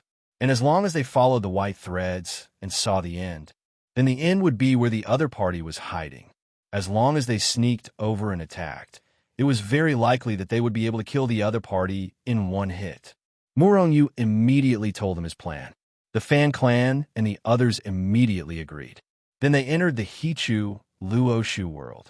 Hitu and Luo Shu immediately transformed into an almost invisible particle that floated in the void. Then, Murongyu inside Hichu Luo Shu began to control the Hichu Luo Shu to fly into the heaven domain. The heaven domain was shrouded in black fog, and vision was greatly hindered. But the aura those people left behind became more and more obvious. Just as Murongyu expected, after entering the heaven domain, the threads began to disperse. The aura of a group of people extended towards the depths of the heaven domain. However, there was an aura that separated from the crowd and extended to one side. This person should be the first person to ambush them. Murongyu's heart moved and immediately chased after this aura. And because he was following this aura, Murongyu was not worried about encountering any danger on the way. They were all in the Hichu Luo Shu world anyway. Once they found something wrong, they would immediately teleport away. After a long time, Murongyu arrived in front of a large mountain. That aura disappeared. To be more precise, the aura disappeared after entering the mountain. To be cautious, Murongyu circled around the mountain and did not find any aura left behind by that person. There were only two possibilities. One was that the person entered a magic treasure or directly teleported away. The other possibility was that he was hiding in this mountain. In the Hichu Luo Shu world, Murongyu opened the Hichu Luo Shu world, allowing the huge mountain to appear in front of them. That quasi-saint is most likely hiding in this mountain. However, I don't know his exact location. Murongyu looked at the mountain in front of him, his eyes flashing coldly. Just use your divine telekinesis, said Fantong. Then his divine telekinesis shot out. Hold on. Fan Shao pressed him down and said in a deep voice, "This person is lying in ambush here." His divine sense must have covered the surrounding area. In the heaven domain, although his strength was hindered, his divine sense was not affected much. As a result, when he entered the heaven realm to track them, Murongyu's consciousness did not extend out at all. Fan Tong jumped in fright and retracted the spiritual force that he had just extended out of his body. If he extended his divine telekinesis, it would immediately come into contact with that quasi-saint's divine telekinesis and be discovered. Don't worry, I'll just refine this mountain. Madame Fan said indifferently. However, her eyes flashed coldly. A terrifying killing intent was emitted from her body. Xiao Yu, when Xiao Xiao and I fight later, control the sacred artifact and attach it to my body. Otherwise, I'm worried that the aftermath of the battle will send the sacred artifact to other places. This place is filled with danger. If we take a wrong step, we will be doomed eternally. Morongyu nodded. This time, they were relying on Madame Fan and Fan Shao. As for Murongyu and the other two, they were unable to participate in a battle of quasi-saints level. Xiao Xiao, when we fight, immediately seal the entire mountain. I will kill this person. Madame Fan said indifferently. Her killing intent was overflowing. Fan Shao nodded. Then, at the same time, they rushed out of Hichu Luo Shu. The moment they left Hichu Luo Shu world, Murongyu's mind moved, and the Hichu Luo Shu attached itself to Madame Fan's body. Buzz! Fan Shao stepped out of the void. Immediately, he reached out with both hands and pressed down on the mountain below. A terrifying power exploded from his hands. It shattered the void like a stormy sea and immediately enveloped the entire mountain. Then, the powerful power began to seal the mountain. In the depths of the mountain, a quasi-saint level middle-aged man noticed Madame Fan and Fan Shao the moment they appeared out of thin air. Immediately, he was overjoyed.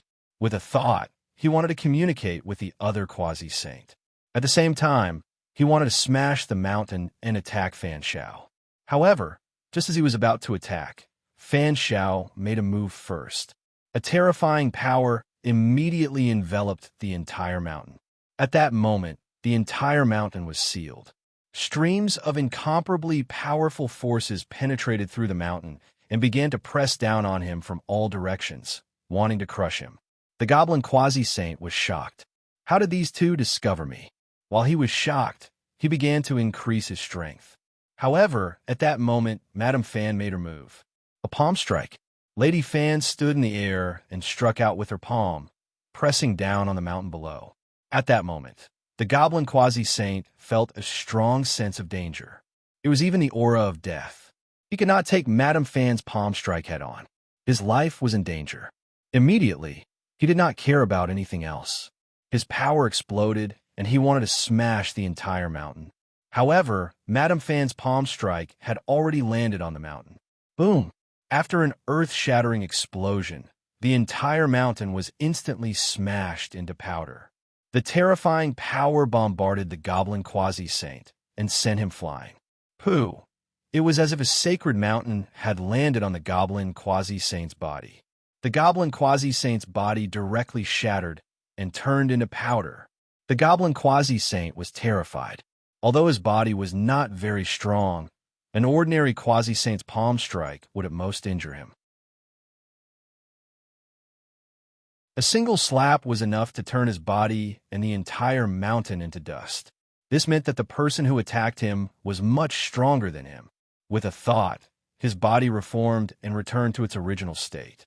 After an immortal's body was shattered, as long as their soul was not destroyed, they would be able to quickly recover their body, let alone a quasi-saint. However, even for quasi-saints, because their physical bodies were much stronger than ordinary true gods, they would need more energy to reform their physical bodies, which would consume a lot more energy. Bang! Just as his physical body condensed, a huge palm smashed through the void, bringing with it a terrifying aura that could destroy heaven and earth. The palm pressed down on his body. Boom! The goblin quasi-saint's newly reformed body exploded once again. The goblin quasi-saint was furious. These two quasi-saints were stronger than him. Under their combined strength, there was no way he could survive. Die! The Fan clan snorted coldly and stood in the void and slapped down again. The goblin quasi-saint roared in his heart. He crazily circulated his god force and reformed his body. He had no choice but to reform his body again. Otherwise, he would not even have the strength to resist, and his soul would be easily destroyed. However, the Fan clan's strength was much higher than his. This time, before he could reform his body, the Fan clan's palm struck down. Kacha! The goblin quasi-saint's godhead, which was emitting a powerful aura, emitted a crisp sound and actually shattered. In the Hichu, Luoshu world, Murong Yu's jaw dropped to the ground. An ordinary immortal's godhead was extremely hard and could not be broken. As for the quasi-saint's godhead, it was closer to a saint godhead and was even harder. However, it was shattered by the Fan clan's palm strike. How terrifying was the Fan clan's strength? What's Andy's strength? Murong Yu turned to look at Fan Tong and Fan Gang. 10th Order Quasi-Saint. The world thinks that my father is the strongest, but my mother is stronger than him. Fan Tong said indifferently, his eyes fixed on the battle outside. Uncle and Auntie are both 10th Order Quasi-Saint. Murong Yu was astonished. Wasn't the Fan clan too terrifying? Fan Gang nodded. However, even if they are both 10th Order Quasi-Saint, there are differences in strength. My mother is slightly stronger than my father. Die. After the Fan clan destroyed the Quasi-Saint's godhead, the Quasi-Saint could no longer condense a physical body and protect his soul. Fan Shao roared and punched the other party's soul. With a burst of power, the demon's soul was blasted into nothing. Big Brother Fan is also very strong. Murong Yu sighed when he saw the aura erupting from Fan Shao's body. Big Brother is a fifth-order quasi-saint. Fan Gang immediately explained. Freak. Moron, you couldn't help but say. The Fan Clan's strength was comparable to Abyssal College's. After all, how many 10th-order quasi-saints were there in Abyssal College? However, there were two 10th-order quasi-saints in the Fan Clan. This strength was too terrifying. No wonder no one dared to provoke the Fan Clan. Moreover, the Fan Clan was so domineering and powerful. If there were two 10th-order quasi-saints in the Shenzhen Society, no one would dare to provoke the Shenzhen Society. After killing the quasi-saint, the Fan Clan and Fan Gang immediately moved and shot back the way they came. With their speed, they quickly returned to the place where the quasi-saints had separated. Then, they re-entered the Hichu Luoshu world. Murongyu then controlled the Hichu Luoshu to continue tracking the quasi-saint's aura. These people are obviously lying in ambush here. Not long after, Murongyu saw the second quasi-saint leave the group and hide in another place. However, he didn't understand why they were hiding here. Were they so sure that the Fan Clan would come to rescue them? Or did they know that Fangua had sent out a message, so they set up an ambush here? But why did they want to ambush the Fan Clan? If they wanted to ambush someone, they should have ambushed the four great academies. Why the Fan Clan? Did the Fan Clan know some secret? This question appeared in Murongyu's mind. Fan Tong and the others also had the same question.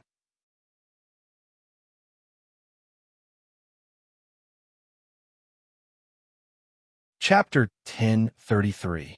Bang! After a loud exclamation, a quasi-saint from the Goblin Clan didn't even have time to scream before his soul was shattered by the Fan Clan's palm. He died on the spot. This was the third quasi-saint they had killed since entering the Qingyun realm. Under the combined efforts of Murongyu, the Fan Clan, and Fan Shao, these quasi-saints from the Goblin Clan had nowhere to run. Murongyu was in charge of finding the hiding places of these quasi-saints from the Qingyun realm, while the Fan Clan and Fan Shao were in charge of killing them. Every time they attacked, Fan Shao would be the first to attack with all his might, attracting the quasi-saint's attacks. While the quasi-saint was fully focused on Fan Shao, the Fan Clan suddenly attacked. With her terrifying strength as a level 10 quasi-saint, these quasi-saints from the Goblin Clan couldn't even react in time and were hit by her palm. How terrifying was the Fan Clan's strength? Even among the level 10 quasi-saint, they were top existence. If an ordinary person was hit by her palm, even if their soul wasn't immediately destroyed, their physical body would be smashed to smithereens. In fact, when the second quasi-saint was killed, the Fan Clan's palm had smashed that quasi-saint's physical body and soul into smithereens. There weren't many experts at the level of a quasi-saint, even in the entire God realm. The death of 3 quasi-saint was a huge loss to the entire Goblin Clan. However, Murongyu and the others didn't stop there. Since these people dared to chase the Fan Clan into the Qingyun realm, and even dared to ambush Murongyu and the others here, Murongyu and the others had no reason to let them go. Therefore, after killing the third quasi-saint, they continued to advance. However, as they continued to advance, they had already entered the depths of the Qingyun realm's periphery. There were dangers everywhere. Powerful, ferocious beasts. Ferocious beasts weren't goblins. They weren't even considered goblins. True goblins should have the same intelligence as humans. Primordial gods and heavenly venerables were everywhere. It was even scarier than the ghost domain. Furthermore, this was only the depths of the outer region. If they were to enter the true depths of the heavenly realm, would there be quasi-saint level beasts everywhere? If there were a lot of quasi-saint level beasts inside, even if there were no other dangers, just these beasts alone would make the quasi-saint not dare to take half a step into the lightning pool. What's wrong? Could it be that you've lost track of those demonic beasts' auras? Fan Tong and the others couldn't help but ask when they saw Murongyu's frown. Murongyu shook his head. Quasi-saint's aura had not disappeared. However, this time, 2 of the quasi-saint left the group. In other words, if they were to make a move this time, they would have to face 2 quasi-saints. 2 quasi-saints. Fan sure frowned. With her and Fan Shao's strength, dealing with two Quasi-Saint was more than enough. However, they wouldn't be able to end the battle quickly. Furthermore, once they spread the news, Murong Yu and the others might be surrounded and attacked by more than 10 Quasi-Saints. More than 10 Quasi-Saints. Among them, there was even a 10th level Quasi-Saint. Furthermore, they were in the depths of the heavenly realm, a well-known danger zone in the realm of the gods. If they weren't careful, they would all be wiped out. Everyone looked at Fan Shi. Fan Shi frowned. She really wanted to kill all these Quasi-Saints. However, saving people was more important now. Otherwise, once they were surrounded and attacked, not only would they not be able to save Fangua, they would also be trapped. Let's not kill him for now. Let's save people first. Fan Shi quickly decided. Immediately, Murong Yu controlled the Hichu Luoshu world and continued to advance. After a while, he saw two more Quasi-Saints leave the group and ambush by themselves. In the end, all the Demon Clan's experts were hidden in various parts of the heavenly realm. Some were in groups of 2, some were in groups of 3. They were all hidden deep within the heavenly realm. However, what confused Murong Yu and the others was that although these people were hidden, it was as if they were ambushing someone. However, even if they wanted to ambush the Fan family, they didn't need to do so, right? They only needed to lie in ambush at the outskirts of the heavenly realm. When Murong Yu and the others appeared, they would immediately attack. With more than 10 Quasi-Saints experts attacking at the same time, Fan Shi and the others would not be able to defend themselves. They might all be wiped out. Could it be that these people are not targeting the Fan family? Murong Yu was puzzled. Fan Shi and the others were also puzzled. At this moment, Murong Yu stopped again. There was only one aura in front of them. Fangua's aura. The Demon Clan's Quasi-Saints had all left in front of them. In front of us is the true depths of the heavenly realm. Looking at the black fog in front of them, they could feel waves of Quasi-Saints' terrifying aura coming from within. It was terrifying, causing their expressions to change and their hearts to feel uneasy. The depths of the heavenly realm are filled with Quasi-Saints demon beasts. Fan Shi had once entered the depths of the heavenly realm and knew how terrifying it was. Even a rank 10 Quasi-Saint would not be able to come out alive if they entered. The main reason was because there were countless powerful beasts inside. We have to come out. The space in the depths of the heavenly realm is very chaotic and unstable. Once we enter, if we want to come out again, we might end up in the turbulent space. Looking at the chaotic space, Murong Yu said with a gloomy expression. The scene of him wandering in the turbulent space for 10,000 years was still vivid in his mind. That kind of loneliness almost made him collapse. Furthermore, it was because of Nuwa that he was able to leave the turbulent space. If he entered the turbulent space again, how could there be a powerhouse of Nuwa's level to help him? Then he could only wander in the turbulent space forever. If he was lucky, he might come across a world. If he was unlucky, he could only wander in the turbulent space until his lifespan ran out. The three of you don't come out. Little Xiao and I will go out. Fan Shi immediately said. Murong Yu, Fan Gang, and Fan Tong's strength were too weak. Especially Fan Tong, who had not even reached the sky realm. If they entered the depths of the heavenly realm with this strength, they would be killed if they were not careful. After all, there were too many beasts here. A huge battle could break out at any time. In a battle of the Quasi-Saints level, even the shockwaves from the battle could easily kill them. Murong Yu and the other two naturally knew this and nodded. Meanwhile, the Fan Clan and Fan Shao walked out of the He2 and Luoshu worlds. Asterisk rumble. Asterisk, however, just as they stepped out of the Hichu Luoshu world, the situation outside changed. An incomparably violent aura burst out continuously, rushing straight to the sky. Streaks of terrifying power that could destroy the world shattered the heavens. Like a tide, they came from all directions to attack the two from the Fan Clan, intending to crush them into dust. What's going on? Seeing this scene, Murong Yu and the other four's faces changed. Kiki, Humans, you've been tricked. Enjoy this great heavenly cycle stellar formation. At this moment, a voice that was as unpleasant as a broken gong sounded.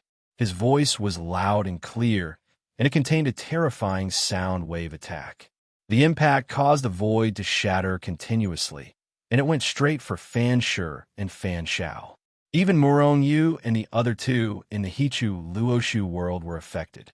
Their blood and qi churned, and they felt dizzy. Whoosh, whoosh, whoosh. Just as the unpleasant voice spread out, a dozen figures suddenly appeared not far behind. Their blood and qi surged, and their demon qi soared into the sky. All of them were quasi-saint level experts. With more than 10 quasi-saint from the demon clan and the great heavenly cycle stellar formation, Fan Shi and Fan Shao instantly fell into an endless crisis. Both Fan Shi and Fan Shao unleashed their powerful quasi-saint level auras. Their power surged, and their auras soared into the sky.